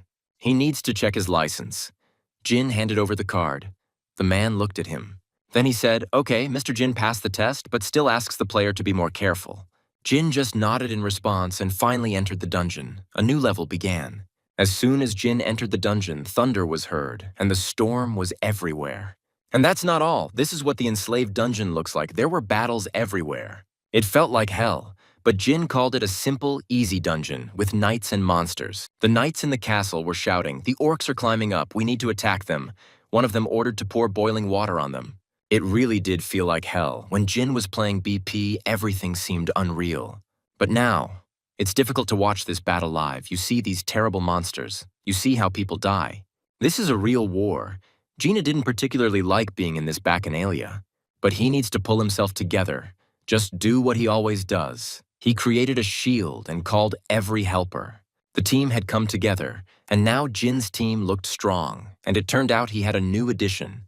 Golden Fairy D rank and Mini Kong also D rank. Better tanks and healers of D rank cannot be found. As you may have guessed, the poor gorilla was removed, and in order to summon this Mini Kong, Jin ordered Rami to buff the instructor's attack speed.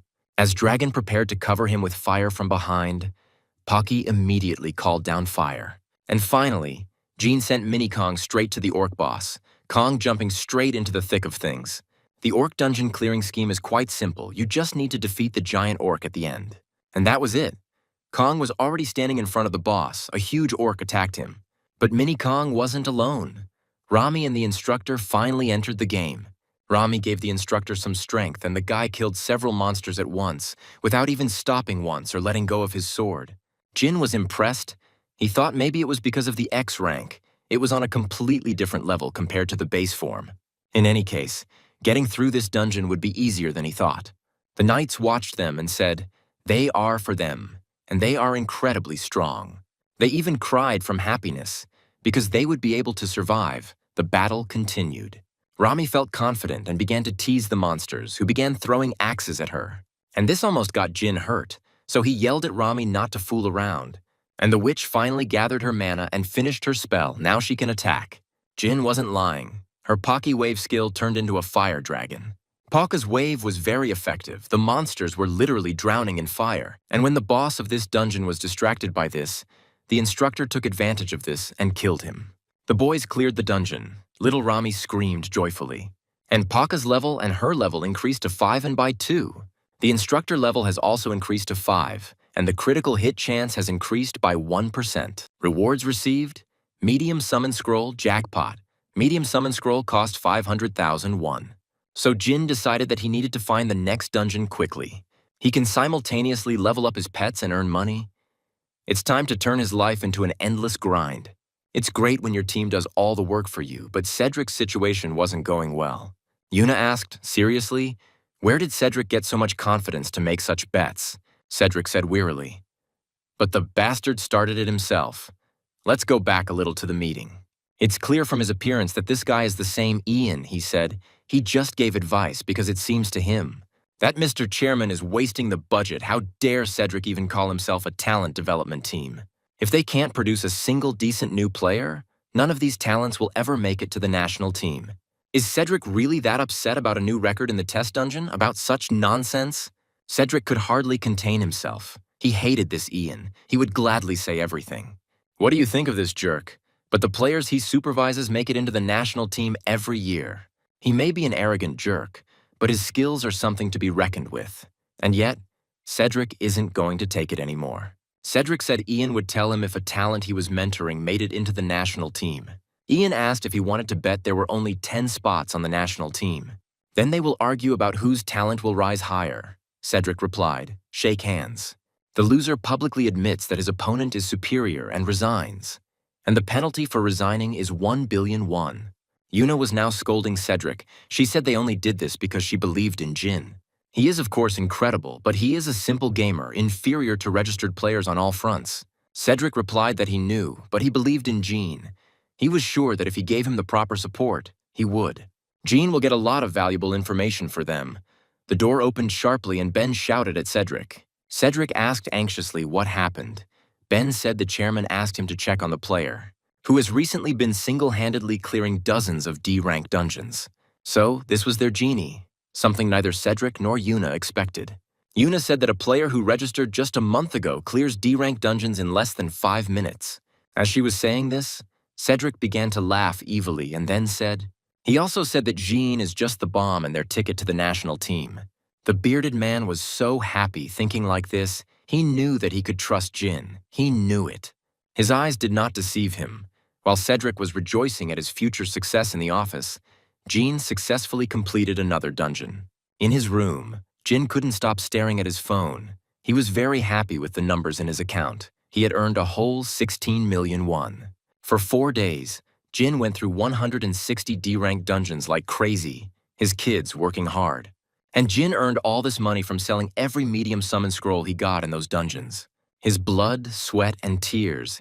Here our hero lied quite a bit, because it was his pets who were toiling in the sweat of their brows, and he was simply glancing at them from afar. Finally, his time had come, Jean thought. He decided that the bills needed to be split. This account is for everyday expenses, rent, utilities, food, and everything else. A little later, Jin will create a family account. This one is a savings account. He will put aside 10 million won a month for himself. Repeating the words 10 million, Jin giggled with joy as if he were in a dream. And finally, the player's account.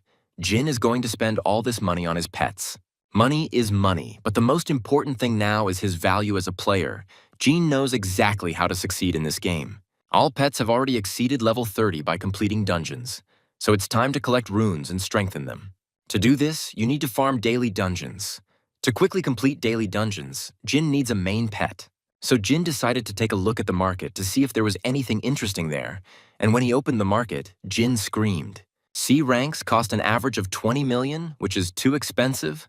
B ranks cost an average of 200 million, and there are no ads for A ranks or C ranks for sale at all. Although no one can even use them now, it is not surprising. Now money has acquired a new meaning for people, which means that Jin is still the same poor man he was before all this. Sighing, Jin said, "It probably makes sense, since even with high-level scrolls, the chance of getting rank B is only 1%, but okay." That's why Jin had made sure in advance that there was someone he could rely on. The door swung open and the guy shouted out to the chairman. Satisfied, Cedric read the documents and calmly asked what happened. And then the guy said, "A new request came from the player Jin." Then Cedric suddenly jumped up and shouted what was there.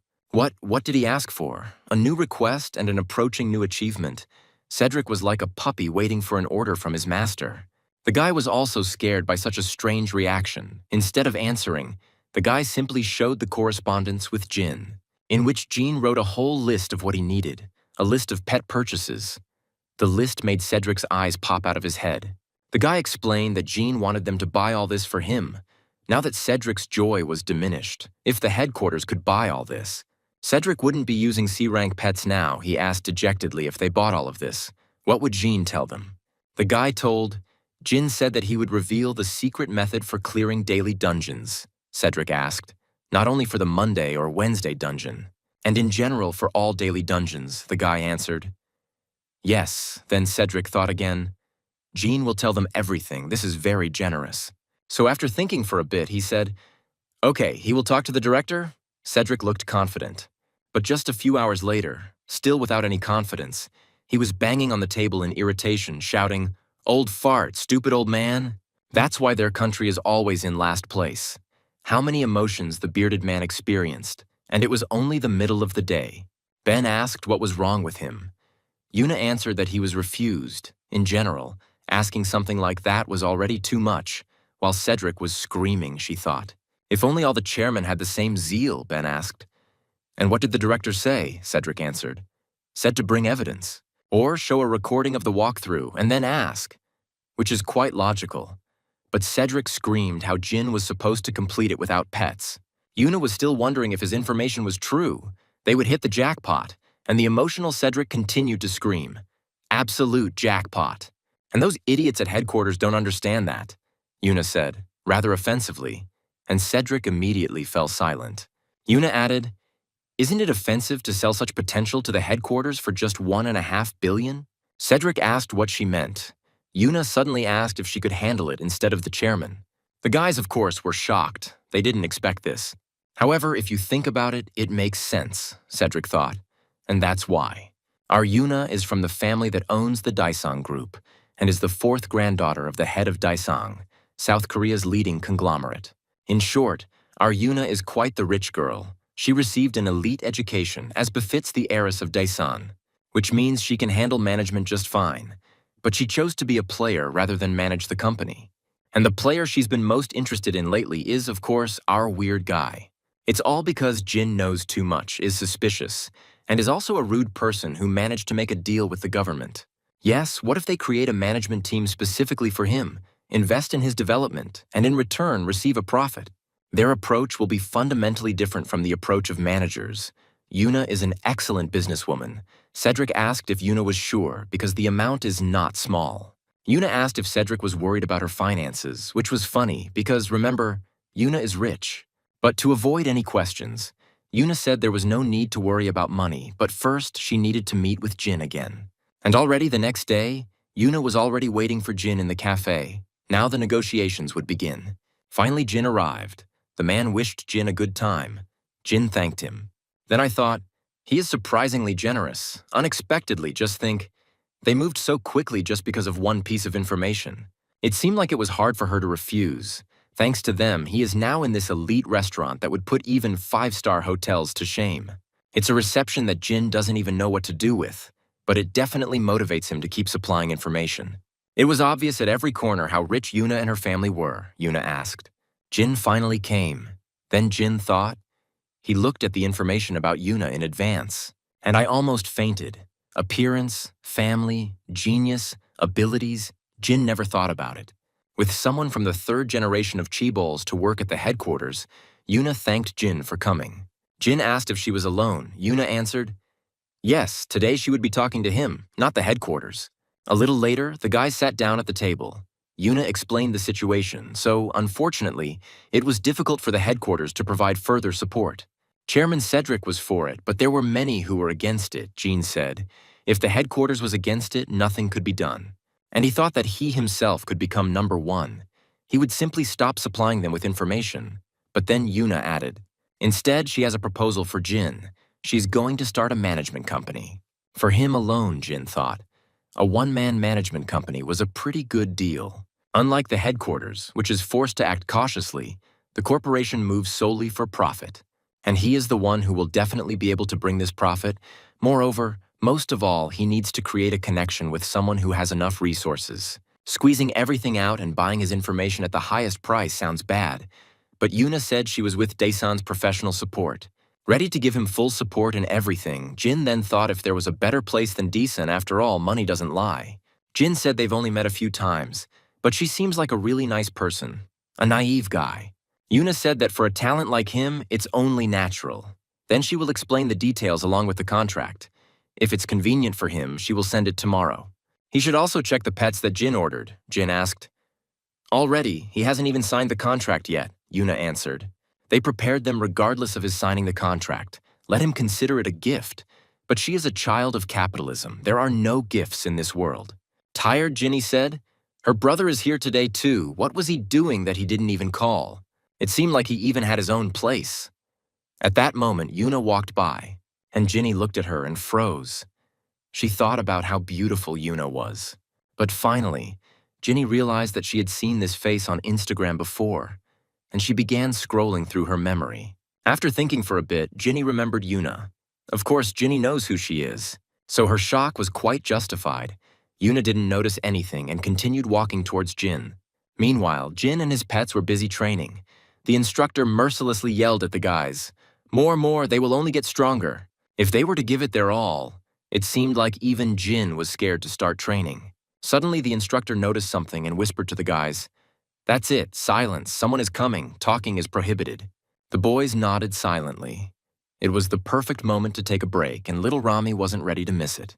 Tired, Yuna finally climbed the mountain. Jin and the guys came up, and Yuna asked if Jin had been training since the morning. Jin replied, "Yes, just a light warm-up," Yuna said. "His team is here too. How great they are. She is seeing some of them for the first time." As expected from a cruel instructor, he did not allow the guys to rest, grabbed everyone and dragged them to training. Jin said this is his main squad. He will officially introduce them later, Yuna said. Well then, first she will give him a gift. A system window will appear, and Yuna's player will offer him an exchange. Jin is asked to carefully review the player's offer and supports exchanges between players as in other games. People in chats offer to exchange their pet for another, or may even add a few coins. If you deceive someone and run away, you can literally die from the curse of the system window. The game is fair and does not tolerate liars. Yuna actually managed to find all the pets that Jin had listed. She is a real professional. Jin accepted the deal. Then Jin thanked Yuna.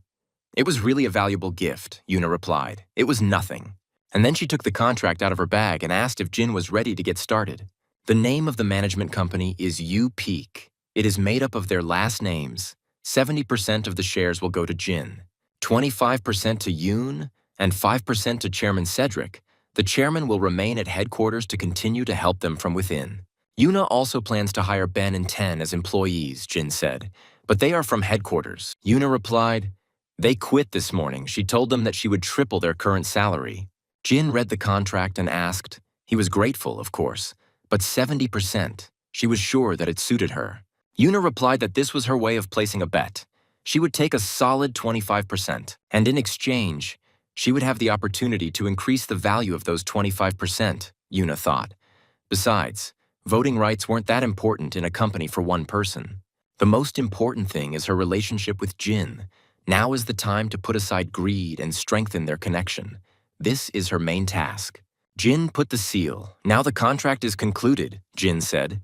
Then it is in the hands of the headmistress Yuna, and Yuna replied, it's finished.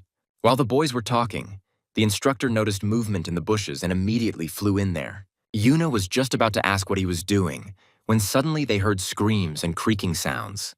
A minute later, the instructor came out, grabbing Ginny and her dark elf. The instructor has the auto-hunt skill, so he doesn't hesitate in such cases. It seemed like Jin had a lot of explaining to do to his sister. Jin asked in confusion what Ginny was doing here. A little later, when Yuna had already left, Jin decided to talk to his sister. As it turned out, Ginny recognized Yuna and decided to follow her, so she overheard their conversation. Which Jin didn't like at all, but Jinna said that she was just curious, so she came. She didn't follow. However, Jin insisted, this is what is called tracking, to which Jeannie could not answer anything. It got worse. She was given a status effect, a truth bomb, and then Jin asked, and when I came here, I saw him and decided to secretly watch. Ginny shouted, yes, that's right. There is no way that brother could be acquainted with Yuna, Ginny screamed. She was very excited. She couldn't believe what she saw, so she continued screaming about what her brother had done and how he had ended up next to her. Then Jin thought that it was all a bit too confusing. There was a clause about family in the contract, so they would have met sooner or later anyway. Yuna said she was just about to meet his family, so it all worked out quite well. Ginny was delighted that Yuna herself wanted to meet her. But not now, and just like that, Yuna left, leaving Ginny to cry in front of her brother, so Jin decided to explain everything. Ginny said that her brother used to be quite a famous gamer, and recently broke the record in a low-level dungeon. So I returned to headquarters and met Yuna. Jin replied, yes, he was probably unhappy that his sister found out about everything so early. Although Jin didn't reveal all his cards, Ginny thought for a moment and asked, but didn't brother play some mobile game for a long time before that? Jin shuddered. Then he lied. No, it's a completely different game. He played BP for about a year, so Ginny still doesn't know that he is the very popular player that everyone is looking for. But it was enough to impress Ginny. She said that even a year is a long time for such a crappy game. Which was true, so Jin kept quiet, and Ginny asked, so his nerdiness finally paid off. Ginny seemed to find this amusing, and Jin thought it wasn't that he didn't trust his sister. There's just always that slim chance. The family that took care of him for those 3 years while he was in a coma. Jin simply can't mindlessly drag them into danger. He first needs to become strong enough to protect them. Only then will he be able to reveal his identity, Ginny asked. But why is he telling her this only now? Jin replied. He was going to tell everything, and it wasn't like he was hiding it. He would explain everything to his parents too. So let him keep it a secret for now, Jin asked. But why? Jin answered. There are reasons for that. While the brother and sister were talking, the instructor continued to torment the team with training. And he didn't stop with his team. His hands reached the dark elf Ginny, Jin said. About that dark elf. If he's going to level her up, let him summon a shadow wolf and use them together. Without him, she won't even get 10% of her effectiveness. Ginny asked, Shadow wolf, is there such a pet? Jin answered. Most likely, she doesn't know about it. After all, he is a B rank. Then Ginny asked with displeasure, and how could she even get a B rank? After browsing the internet a bit, Ginny asked if her brother was offering her to buy this one, but it would take 20 years. He costs 500 million won, but Jin laughed and said, let him wait. Jin promised to get his sister such a pet in just 1 month, of course. Ginny didn't believe him. She didn't yet know that Jin had a patron, she asked. Became a player and now goes out of her way to seem cool. Ginny told her brother not to worry about it. She would save up and buy the wolf herself. But Jin warned her not to burst into tears of happiness when she received the shadow wolf. Jin told his people that they had enough training for today, and the instructor finally managed to get the elf Ginny to train. It seemed like he didn't care who he trained, but Ginny thought something was wrong. Her brother had become somehow different. The poor elf. A week later, Jin came to the dungeon, but this time he was not alone, but with Yuna, Ten, and Ben. And the guys brought something. Jin asked what it was. Yuna answered, "This is the equipment that Jin will wear in the dungeons. The main activity of the company you pack is information." Jin asked what this means. Of course, there is a video walkthrough of all D-rank dungeons, only for paid subscribers. They're going to sell the videos of their walkthroughs for big money, and that requires this advanced equipment. On the one hand, it was a good idea because you could make money, but on the other hand, Jin didn't want to be famous. And the camera will record everything around in 3D. This suit is extremely flexible and lightweight, so it won't be uncomfortable. The guys even went a bit overboard. This performance is even more intense than the filming. Jin said it was his first time doing Monday's dungeon, and he wasn't sure he could clear it easily. "Is it okay?" Jin asked. Yuna answered, "Yes, they will just edit the best moments anyway." "Looks like Jin will have to pretend to be ignorant since he's being filmed now," Jin said to Yuna before going in. "It's okay if he breaks the national record right after entering." Yuna shuddered a little and said yes. And then I thought, he just said that he's not sure he can get through it quickly? It's a joke, right? Yes, maybe the contract for $500 million is putting too much pressure on him. So she said, "Don't worry, everything is fine. Let him play calmly, like in the old gaming days." Jin thought the national record for Monday's dungeon was about 7 minutes, which meant he should be able to beat it pretty easily. He entered the dungeon and saw a deserted valley, another battlefield, Monday's dungeon. The only dungeon with special rules, where the time taken to complete it directly affects your rating. As in most games, attack power runes are extremely important in P, because without them it will be extremely difficult. It's not for nothing that they are called universal. This is a defensive dungeon, usually requiring 30 minutes of fighting off waves of undead. But the time it takes to complete the game still matters, and Korea isn't even in the rankings right now. Even though this dungeon is called a defensive dungeon, if you defeat the final boss, the Lich, everything will end instantly. Therefore, the standard tactic is to go straight to the boss. Jin already has a plan, and the equipment is working fine. This means you can start the battle. The system suggested creating 3 squads, but the player can only create up to 3 squads. Jin was confident in his abilities, because he had already set them up for PvE, PvP, and daily dungeons. First, Jin called the instructor as well as the battle sheriff, who was a C rank, and with them, of course, Kong, also a C rank. They are like a squad for battles. The second squad was a little calmer. It included a C rank priestess and a D rank golden fairy. A system window appeared, warning Gina that the evil Lich's undead legion was rising. Jin was offered to simply hold back all the evil until help arrived. The countdown began. In the very first second, the Lich sent his skeletons into battle. But Kong is not one to be scared. He began to drum on his chest as a sign of strength. As expected, Kong simply grabbed the undead and turned their skulls into sand. Then Jin told his team to attack the boss. While Kong was attacking the small fry, the undead, Jin ordered the main team to attack the Lich, who was flying menacingly above the ground. Jin said that first we need to climb to the hill. The instructor listened to him and nodded in response, which was quite expected. As soon as they found themselves in the dungeon, the instructor bit his tongue during the mission. And all because the instructor understood perfectly well that they were being recorded by a camera, so he was not allowed to talk. The guys got here in 2 minutes, with small mobs following them. The team is coping easily, Jin, I remember, said that the instructor is not particularly strong in combat. It seems he should apologize.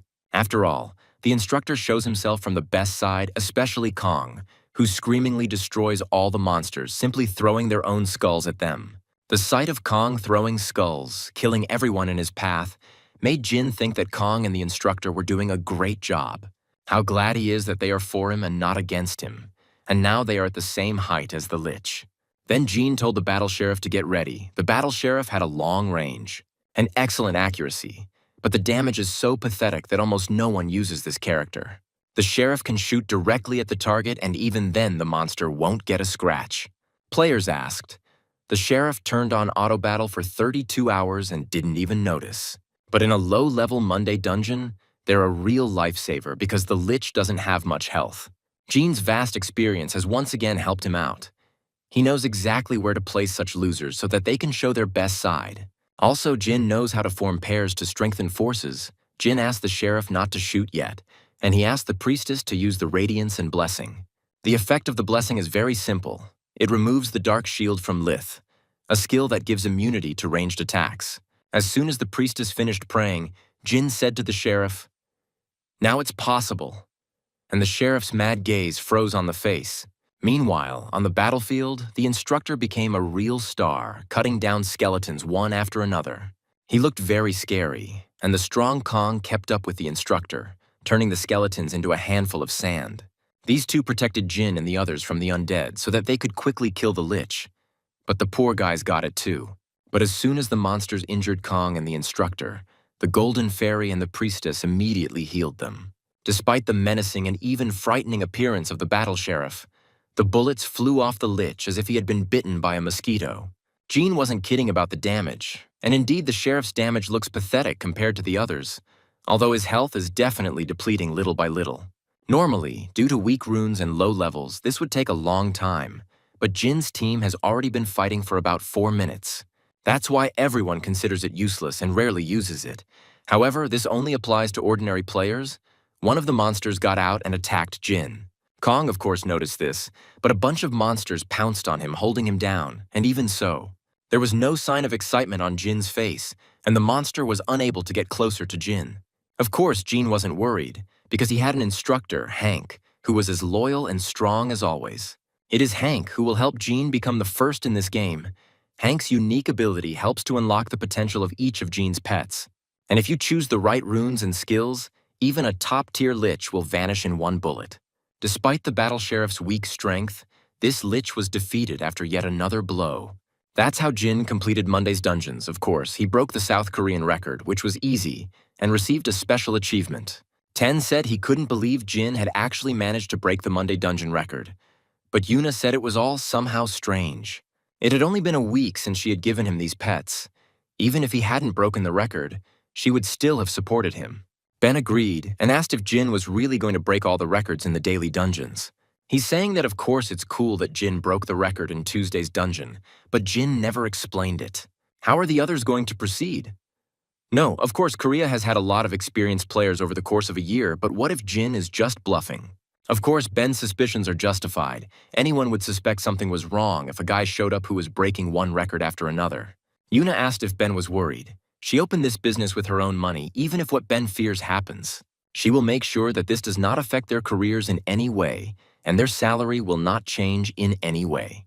It seems the boys have truly tasted the joys of life in a matriarchy, delighted that they are working for Yuna.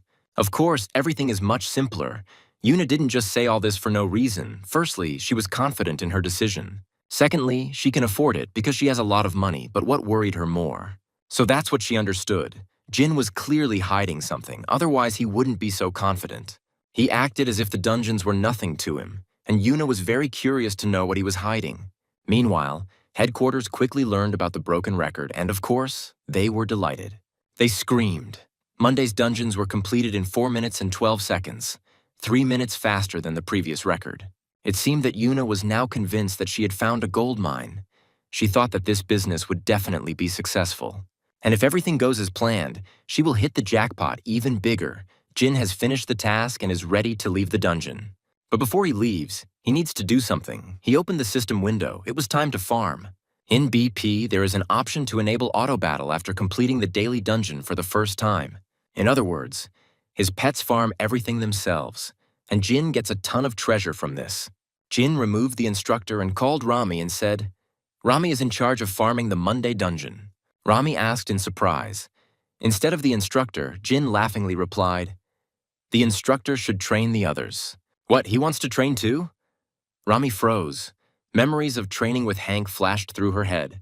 All the life left her body, and then she asked Jin to let her farm. Just this. Jin decided to clear the rest of the daily dungeons at the same time, and then turn on auto battle to collect the rewards. And train the rest of the pets? A perfectly effective scheme, not a second will be wasted. As soon as Jin gave everyone their assignments, he said goodbye to the guys, saying that he was counting on Rami. Jin left. Rami replied, "Jin can rely on her." Jin finally came out of the dungeon and froze. And all because Gina started getting licked from all sides again, even the red carpet was covered. It was a bit awkward. Jin said that all the videos were saved here and returned the jacket, and then asked, They don't need anything else, Yuna replied. Of course no. She will make sure that this video doesn't leak anywhere. So Jin doesn't have to worry about the news. Jin surprised her by saying that he doesn't mind if the news about the record spreads this time. He needs her to take care of his family's safety, as gangs are still active in Korea.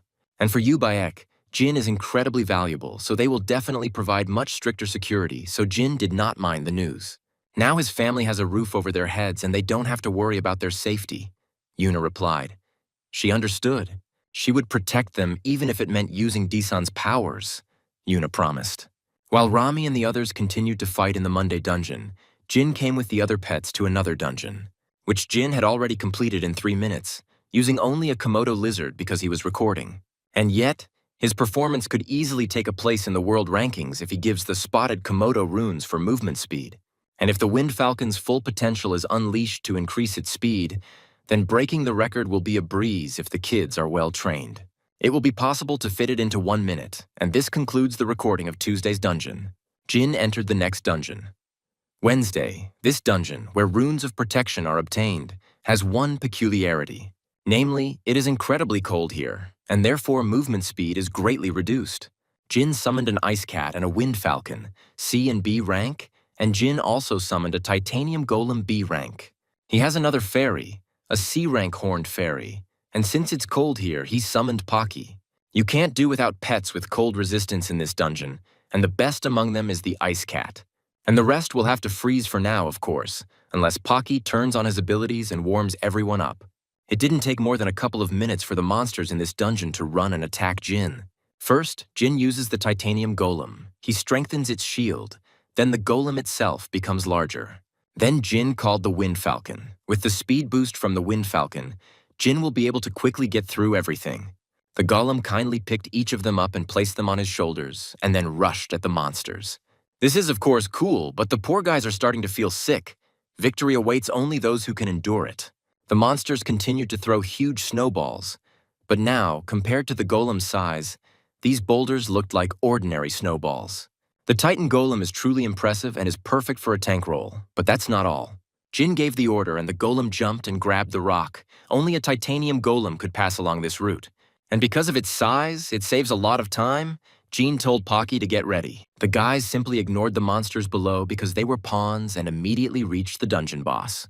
The golem climbed the mountain, and the system immediately announced the appearance of the boss. The monster growled. Of course, he had a shield, but Jin had foreseen this too. So he took with him a horned fairy, who easily removed the shield with just one wave of her hand, and it was as if the shield had never been there. Jin shouted to Pocky. Now it was the fire girl's turn. She began to collect mana. The fire flared up, which probably pleased Jin, who was freezing all this time. As expected, Polka's power created a huge fire dragon, thanks to the instructor who had been pushing her with training all this time. And just like that, Pocky was able to incinerate the dungeon monster, and Jin completed the dungeon in 4 minutes. Of course, this was another national record. Jin decided to see what he got for completing this dungeon. But his stomach decided it was time to show itself. Gina felt a little seasick, nothing serious. And then news came out about Jin's incredible dungeon runs, and from that moment on, Jin became very popular. All of South Korea started talking about him. Everyone was interested in who this Jin was, where he came from, and why so suddenly. Everyone was talking about Jin. News about him was everywhere. The new player Jin broke the records of daily dungeons. And now it was time for regrets for the director of staff. The assistant asked if it was not him that Chairman Cedric was talking about. The same one who promised information in exchange for the summoning scrolls, the director asked. The one that Chairman Ian objected to. The assistant said. Then Ian said he wouldn't give the money until he got the information first. The director sighed and said, "But it looks like that information was true." The assistant replied, "It looks like it." Then the director remembered their argument and what a wimp he had been. But at the time, what Chairman Ian had said seemed right. But in politics, only the result is always important. And now they occupy a confident first place. Now the director thought that if they had supported Jin back then, they would now have received not only public recognition, but also many more votes. It seemed that Ian had really lost his grip on the opportunity that was coming his way, and the director was disappointed. But it was too early to give up, the director decided. So he told the secretary to try to contact this player again. The secretary was surprised by such an order. He asked again whether the director should contact Jin directly. The director replied, yes, they thought that Jin was just a dud, but that was clearly not the case. They needed to get him at any cost. And while Cedric was rejoicing and shouting about his victory to Yuna on the phone, Jin was already in another dungeon. The Accomplice and Wednesday dungeons drop runes, and the Tuesday dungeon drops a reforging potion. And Thursday's dungeon contains skill books, although these books do not contain unique pet skills, or hidden skills that can only be obtained with the help of an instructor. Other useful skills drop there, so it's worth clearing it out. Since Rami didn't know about the camera, the instructor quickly covered her mouth, which upset little Rami. Now she's not allowed to talk even in the dungeon. In addition, due to this, you don't have to clear the Sunday dungeon. Both the Sunday dungeon and the Thursday dungeon drop skill books. And the Sunday dungeon didn't want to see Jin anymore, and the Thursday dungeon was much simpler. Jin hadn't even warmed up, so he suggested practicing. Rami, in Thor's form, didn't even mind, as it meant they didn't have to grind endlessly, so they decided to rest on Sundays. So why is Thursday's dungeon considered so easy? Because right when you enter there is a boss. They call it a boss rush. This boss has incredibly high defense, so you need to use a B-rank White Wolf with a defense-reducing skill. Although Gene has a different plan, he has gathered his entire team, our usual guys. Of course, with the addition of a couple of newcomers, namely the Ice Falcon and our new favorite. After all, you can simply kill this boss if, of course, the DPS allows it. Jin also did not forget about his own safety. So many people died just because they didn't turn on their shields. You can't even put a video walkthrough like that up for sale. He'll literally steamroller monsters with his pumped-up pets. Today's recipe is a crispy fried earth golem. Jin can already imagine a flood of hate comments if he posts this video, so he'll just stick to his standard tactics. Cut down his defense with the White Wolf and then finish him off with burst damage. Good old standard tactic. It's not that Jin doesn't have any tips on how to beat the record. You just need to hit the golem's weak spot, its head, which has a cute flower on it. So Jin uses a titanium golem, 2 huge golems. The battle will be between these two. Of course, Jin won't fight just the golem. He summoned a mage and an instructor. He prompted them, saying that they should aim for the head, and the Titan attacked the golem, distracting its attention. And in just a couple of minutes, the instructor, like Levi, cut the golem's hand, and not once, but several times. And after these cuts, smoke appeared, and as we know, there is no smoke without fire. It's Arpaka's turn. The little one has already achieved incredible success in her skills. Her fire dragon simply destroyed the earth golem as Jin expected, and the boss was defeated quite quickly. Jin completed the dungeon. The time it took to complete it was 5 minutes, that's it. Jin beat the Korean record by a whole minute. The instructor is definitely MBA, but Jin still has no intention of using him to farm the final dungeon. After all, even one well-trained dragon mage is enough there. With her help, even top-tier dungeons can be completed in seconds. Taking into account the entrance and exit, Jin thinks the cleanup took about 10 seconds. So Jin decided it wouldn't hurt to go through this dungeon again after some time. Jin finally came out of the dungeon, and the guys were already waiting for him there. They turned to him, and they asked if he was by any chance a player named Jin. And when Jin answered yes, they took out their business card. Having said that they had come from headquarters on the director's orders, Jin asked clearly something had happened. Jin thought that the issue with the headquarters was already closed, but then they showed up, the guy said. They looked at his previous proposal, and since Jin has shown such results, they are ready to consider it. But Jin interrupted the guy and said that as for that offer, they could forget about it. Of course, the staff at such a top headquarters didn't expect a refusal. They were apparently used to the enthusiastic shouts.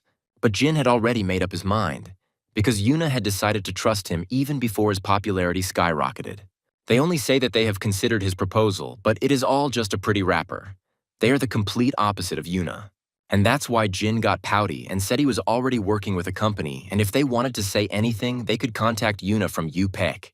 Jin didn't even listen to the guys until the end. He immediately said goodbye to them and left, and the guy asked UPEC again in surprise. Since he was new, he asked the senior what kind of company UPEC was, but the senior remained silent. That's why the guy said Jin was talking about Yuna, the one from Disan. The elder didn't answer his questions. He just said they would sort it out as soon as they got back. He felt uneasy because he felt it, as if they were missing something very important, and he wasn't wrong. Cedric continued to bombard Jin with strange messages, so Jin left the chat. Jin went out onto the roof. Friday's dungeon is different from the others, if in others. You could simply summon pets and order them to kill monsters. But here, you need to run through the dungeon yourself to complete it. Our hero isn't as athletic as he might seem, so Jin decided it was time for him to start training too. Jin summoned a B-rank heavenly liver. It was quite large and a beautiful heavenly color befitting its name.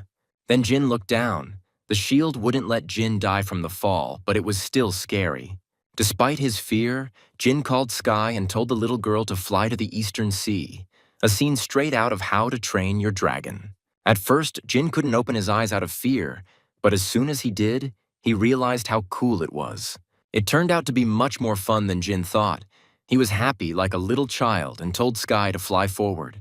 They quickly flew to the coast, where the instructor and Pocky were already waiting for him. This time, Hank would be tormenting his owner, not the pets.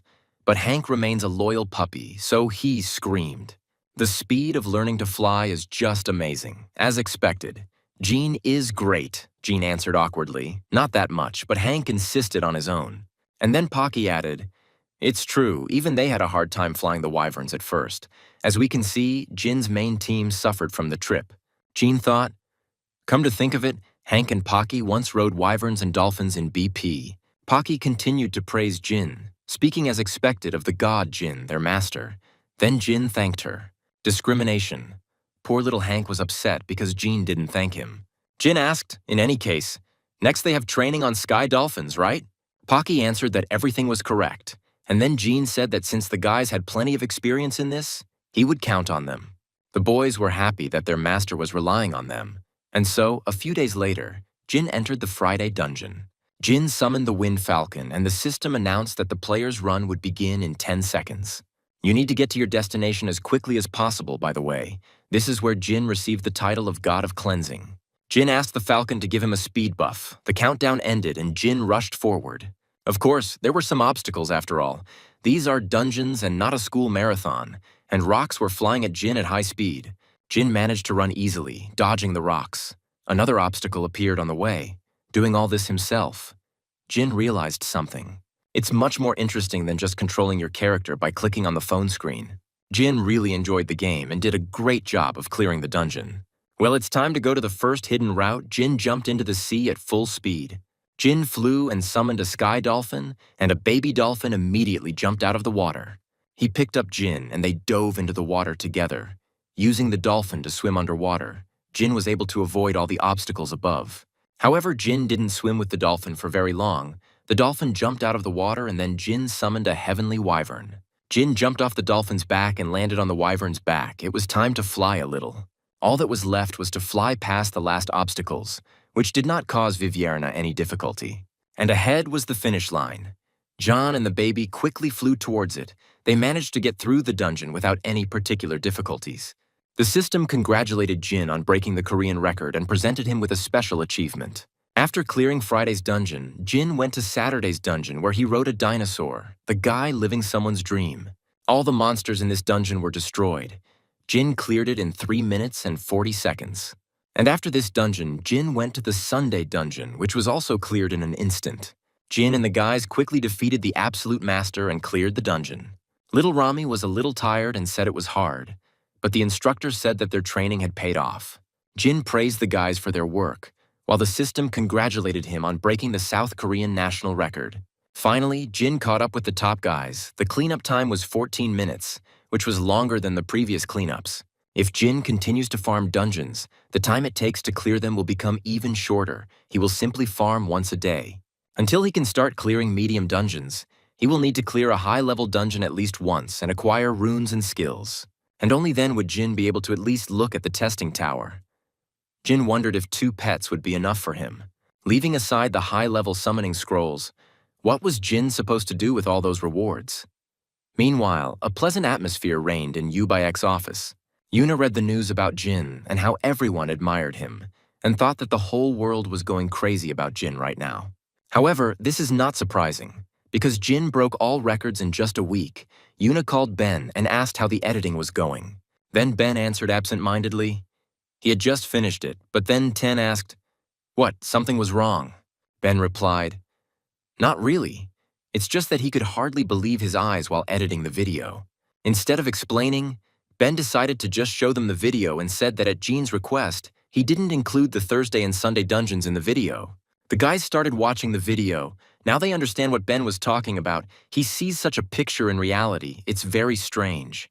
Ben said Gene's strategy and the way he executes it is on a whole other level, like some kind of digital performance. Now Yuna couldn't believe her eyes either. Ten said that you don't always see things like this even in the movies. Ben said he felt like even if they sold it, there would only be a handful of players who could replicate it, which is why he was hesitant about the video. Yuna thought this just proved how skilled Jin was in this game. Then she said, "First of all, before selling the video, we need to buy all the pets mentioned in it," Ben said. She wants to occupy the market in advance. Yuna answered, "Exactly. You need to squeeze the maximum out of the information received," Ben answered. He understood. He will buy as much as the budget allows. But Yuna said, "No, there's no need to pay attention to the budget. Let him buy everyone up. She'll solve everything if finances become scarce. It's good to be rich." After some time, Yuna was sitting contentedly in her office. As one can understand, the deal was successful. As soon as she arrived at the bank, everyone immediately started to stir, of course. They tried to suck up to Yuna as best they could. They guaranteed that she would have the maximum limit possible, promised to help with anything. In short, Yuna sorted out the finances and bought all the pets. Now it's time to sell the saw. She also wrote an ad about selling guides for completing all the daily dungeons. Ben asked if it was really worth selling them at such a low price. Yuna replied that these guides were just bait to sell the pets. Moreover, this will contribute to the development of South Korean players. Ten called the chairwoman and asked what price to set for pets. Yuna replied with a grin, "Let him sell the C-rank ones for 200 million and the B-rank ones for 1 billion. Ten said, "But it's 10 times the market price. Isn't it too expensive?" However, Yuna insisted that the price of these particular pets would skyrocket. And since they had most of these pets, and they will have to buy them even if the price is too high, now it's time to get a reward for the investment made in Genie. After some time, the guys looked at the numbers in their score in shock. Even Yuna hadn't expected such success, let alone the guys, and they hadn't really even started yet. This is a colossal success. Jin's influence is too great. The pets that Yuna bought for Jin cost 500 million won. To think that everything turned out exactly like this, even Yuna, who was used to huge numbers, needed a little time to calm down. Yuna said that their business has finally taken off. It's time to start with small investments, and right now. The guys didn't understand what she was talking about, so Yuna said that first of all, they should buy a building. Jin also beamed with joy when he looked at his bank account. Jin had earned 54 million won, and in just a week. Right high-level summoning scrolls. Rami was also happy, because now Jin can buy her a bunch of buns. Jin said that the rewards from the dungeons were just a fairy tale. Rami asked, and EX rank pets still didn't drop. Then Jin's joy evaporated in an instant. Memories of how they spent whole days tormenting themselves, tearing up scrolls and getting nothing but garbage, flashed through both of their minds. 10,000 summoning scrolls didn't yield any, and besides, it's better to train existing pets now, rather than trying to get something worthwhile, and Jun also needs to sell all the junk he managed to farm. Then Jin thought, maybe he should ask Ginny for help since she makes money by selling runes. Since items for sale will continue to drop, why not assign it to Ginny so he can share the profits with her? Besides, Jin heard that it was Jinna who paid part of his expenses when he was unconscious in the hospital. So, as an older brother, Jin decided it was time to repay her. He wrote to her and asked her to come to the appointed place whenever he could. The girls were chatting in a cafe. They were talking about their boyfriends, their pets, and so on. Ginny was with them. It seems they were her friends. The girl said that her boyfriend would soon get a pet brang. Despite the conversations, Ginny wasn't listening to anyone. She seemed to be thinking about something serious. When she sighed, her friend noticed it and asked what was wrong. Ginny didn't look well. Then Ginny came back to reality and mumbled that she had just thought of it for a second, but her friend didn't believe her. And she said that if something was bothering Ginny, she should just tell them. It would make her feel better if she spoke out. Ginny was very touched.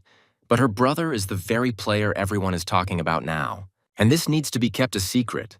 How can she tell them that her brother has already opened a company selling information? He probably has his reasons for hiding everything, but it's still very annoying. After all, every time her worried parents ask her what her brother is doing now, they haven't heard anything about him for a long time. She has to hide all the information, all his successes. She lied that she didn't know anything. And of course, it was very difficult. She can't even hint to her mom and dad about it, let alone her friends. And that's when a message from her brother arrived. When Ginny read it, she thought he wanted to tell her something, that she would finally be able to free herself from this secret. And in her joy, Ginny jumped up from her seat. Of course, such an opportunity could not be missed. She apologized and said that she thought it was time to go. Of course, the girls were surprised at how Ginny suddenly left, Ginny's friend said. They were going to have dinner together today, but Ginny said, "Her brother called her?" The girls asked if he was the one who had just come out of the coma. Was he okay? Ginny finally shouted out, yes, he would tell her everything later. Having promised to treat the girls next time, Ginny ran away, and when she came to meet her brother, she froze in place. And all because she caught the training that the instructor was conducting. Each of Jin's pets was training diligently.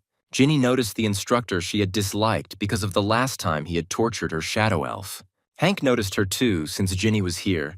That meant the training had to be done silently. At that moment, Jean called out to Ginny, who turned around to ask what was going on.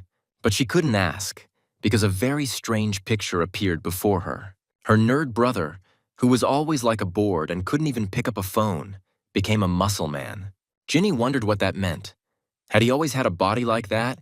He had just come from the hospital where he had been on an IV. Jean asked what she wanted to ask.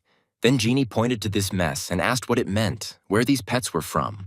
Of course, Jin didn't understand her confusion, so he asked what was wrong with them, and Ginny responded with a slightly irritated expression. Their market price has recently skyrocketed, with C ranks costing 200 million and B ranks costing 1 billion, and they are very difficult to obtain, and there aren't many left. But then she wondered where he got such rare pets from. They say they were the same kind that Yu Peck sold. And then it dawned on her, of course, she didn't know that Yuna had sold them out when she realized that because of the video, these pets would become popular. But now she understood who was behind this company. And yet she couldn't believe it. So I asked if it was my brother with these pets who broke the daily dungeon record. Jin calmly replied, yes. Ginny asked where he got them all from and why he was so calm. Then Jin asked, she remembers Yuna. Ginny is like a real fan. With shining eyes, she answered, of course she remembers, Jin said. She gave them to him, and Ginny's sharply shining eyes disappeared. She shouted, gave it to me. Just like that, they are damn expensive. Even before the hype, don't they belong to the company? Jin answered calmly again. Yes, Yuna said it was a gift. Ginny couldn't believe what she heard. She muttered to herself how much they cost. And what kind of relationship do they have if she gives him such gifts, Jin said. In any case, she came quickly. Finally, Ginny pulled herself together and asked, exactly why did he call her? Jin asked if she was still selling runes. Ginny answered, yes, she just sold something yesterday, but what? Jin took out all his stuff and said, these are rewards for completing dungeons. Maybe Ginny should take a look. Ginny replied that it was a speed rune, but it had few stats. This cleavage rune had a critical chance. This rarely happens. It can be sold for a very high price. Ginny was looking at the runes with interest, and Jin, watching her, was thinking, Ginny sells runes every day, so she knows so much and has a pretty good eye. She even remembers the effects of low drop rate runes and the value of skill books. And she also instantly identifies materials, and she also immediately recognized his pets. She probably never leaves the market. Ginny was completely carried away. Jean tore her away, calling her. He said that he would give it all to her, and he asked if she would try to sell them. Ginny asked if Jin wanted her to do that. Jin nodded, and then Ginny wondered if she was sure she could sell them for a good price. At least no worse than others. Ginny is already well known in the markets. She has already demonstrated her business acumen more than once. Even as a child, in all her games, trading was always more interesting to Ginny than any hunting. But if you sell all of this, you won't need to farm runes anymore, although Ginny thought maybe it would be better to just focus on sales. She only started farming because she needed things to sell. She really liked selling, and Jin knew it. But there was something that was bothering her. So Ginny asked a little awkwardly what percentage she would get from the sales. She also needs to think about the future. A couple of times she can do everything for free, but not all the time, Ginny thought. Then Jean asked how much she wanted. Ginny replied that large wholesalers usually take it, from very much to 10%. But since it's a brother, Ginny raised her hand and said, she will take only 5%, and asked Jin how this was. Then Jin nodded, and he asked what it meant, 5% between them. Ginny shuddered. It seemed she was worried. She was probably worried that she had asked for too much, so she kept silent. Then Jin said, between them. It would be better to have 20%. He would give her the whole 20%. So let him try to sell them as profitably as possible. Ginny didn't expect such an outcome. She began to look at Jean as her guardian angel. Ginny asked if he would give her so much. Jin replied, he would bring her more runes later, so let her get ready for work, Ginny shouted then. So Jean wanted her to do this on a permanent basis, which was great news for Jeannie. She thought that selling all these items with a 20% commission would mean she wouldn't have to farm runes anymore. Ginny was so happy about this that she even burst into tears. Jean noticed this, but did not focus on it. And Ginny was so happy that now she could become a professional trader. Having entrusted Ginny with selling all the rewards from the dungeon, Jin took Pocky's leveling up seriously. Although Pocky looked harmless, it was just a facade. Pocky's punch was incredibly powerful. Pocky is a strong damage dealer, a must-have for any strong player. Jin was pleased with the result. So he praised her and said, great job. At this rate, she'll soon be able to complete D-rank dungeons with her eyes closed. Pocky was happy about the attention, and Jin thought it had been a long time since they had gone into the dungeon together. Jin is sure the others are training hard too, of course. It's instructor Hank, poor little Rami. She'll have to spend the whole day with him. Summoned pets can exist for several hours without a player, and even dissipate themselves after this time. As Jean and Pocky continued walking through the dungeon, Jean asked if Pocky needed anything. A goblin jumped out from around the corner at the boys. Paka's reaction increased and she dealt with him in an instant.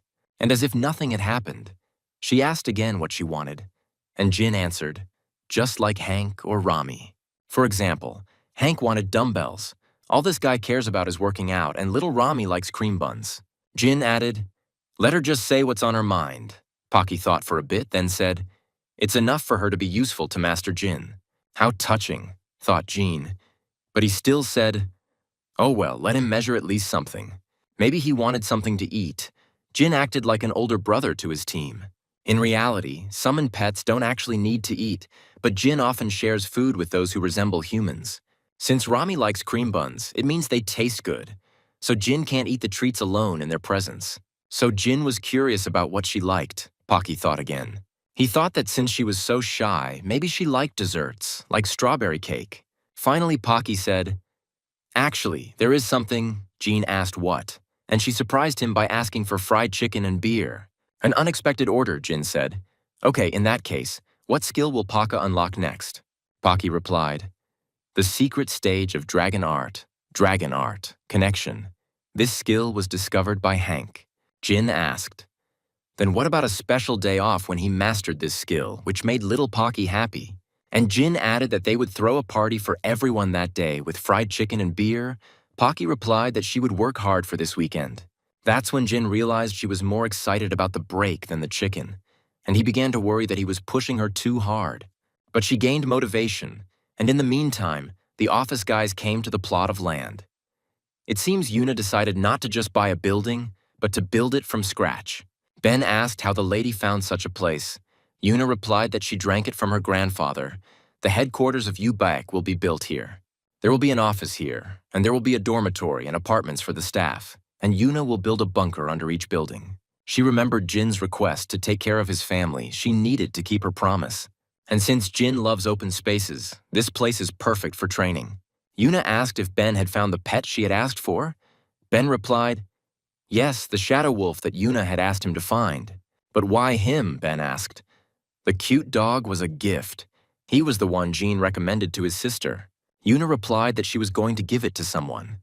It seemed like it was time to meet Jin's family. Meanwhile, as Ginny promised, she treated her friends. The girls asked if they could really afford such a treat. Ginny confidently answered, of course, they can order whatever they want. The girls laughed and said, yes, successful players are on a completely different level. And Ginny thought that it was all thanks to her brother. The items that Jin gives her are not only numerous, but their characteristics are simply incredible. People were screaming about how great these items were, willing to pay anything, and even offering Ginny their company business cards. Thanks to her brother, her client base had grown very quickly, Ginny thought, and the girls were saying that Jin was in great demand right now. They say he has broken all his records again, and at this rate he will soon break world records too. The sister was proud of her brother, thinking that her brother was truly amazing. But then the girls started talking about how handsome he was. Ginny's pride immediately vanished. The girls giggled, saying that Gene was such a handsome guy, of course. Ginny did not agree with them, which was logical, and the girls decided that it would be a good idea to find his Instagram since he works for Yuna. Maybe she follows him. Suddenly, a friend shouted, "Isn't this Ginny's account? Why is Yuna following her?" Ginny almost choked on her food. Then she shouted, "No, they're getting something mixed up." Ginny quickly grabbed her phone and logged into her account. And it turned out to be true. Ginny just followed her as a fan when Yuna managed to follow back, Ginny thought. Yuna probably signed up out of politeness because she's Jin's sister, that's probably true. But how do you explain that to your friends who are staring, waiting for an explanation? But Ginny remained silent. So the girls took the initiative and shouted at once, "What is this? Do they really know each other?" The girls asked for an answer, but Ginny had a message, so she asked them to wait a second. The message was from Miss Yuna herself. Ginny was so surprised that it seemed her heart decided to go for a walk. And that's not all. Yuna asked if Ginny was free tomorrow, then Ginny started screaming with joy throughout the restaurant.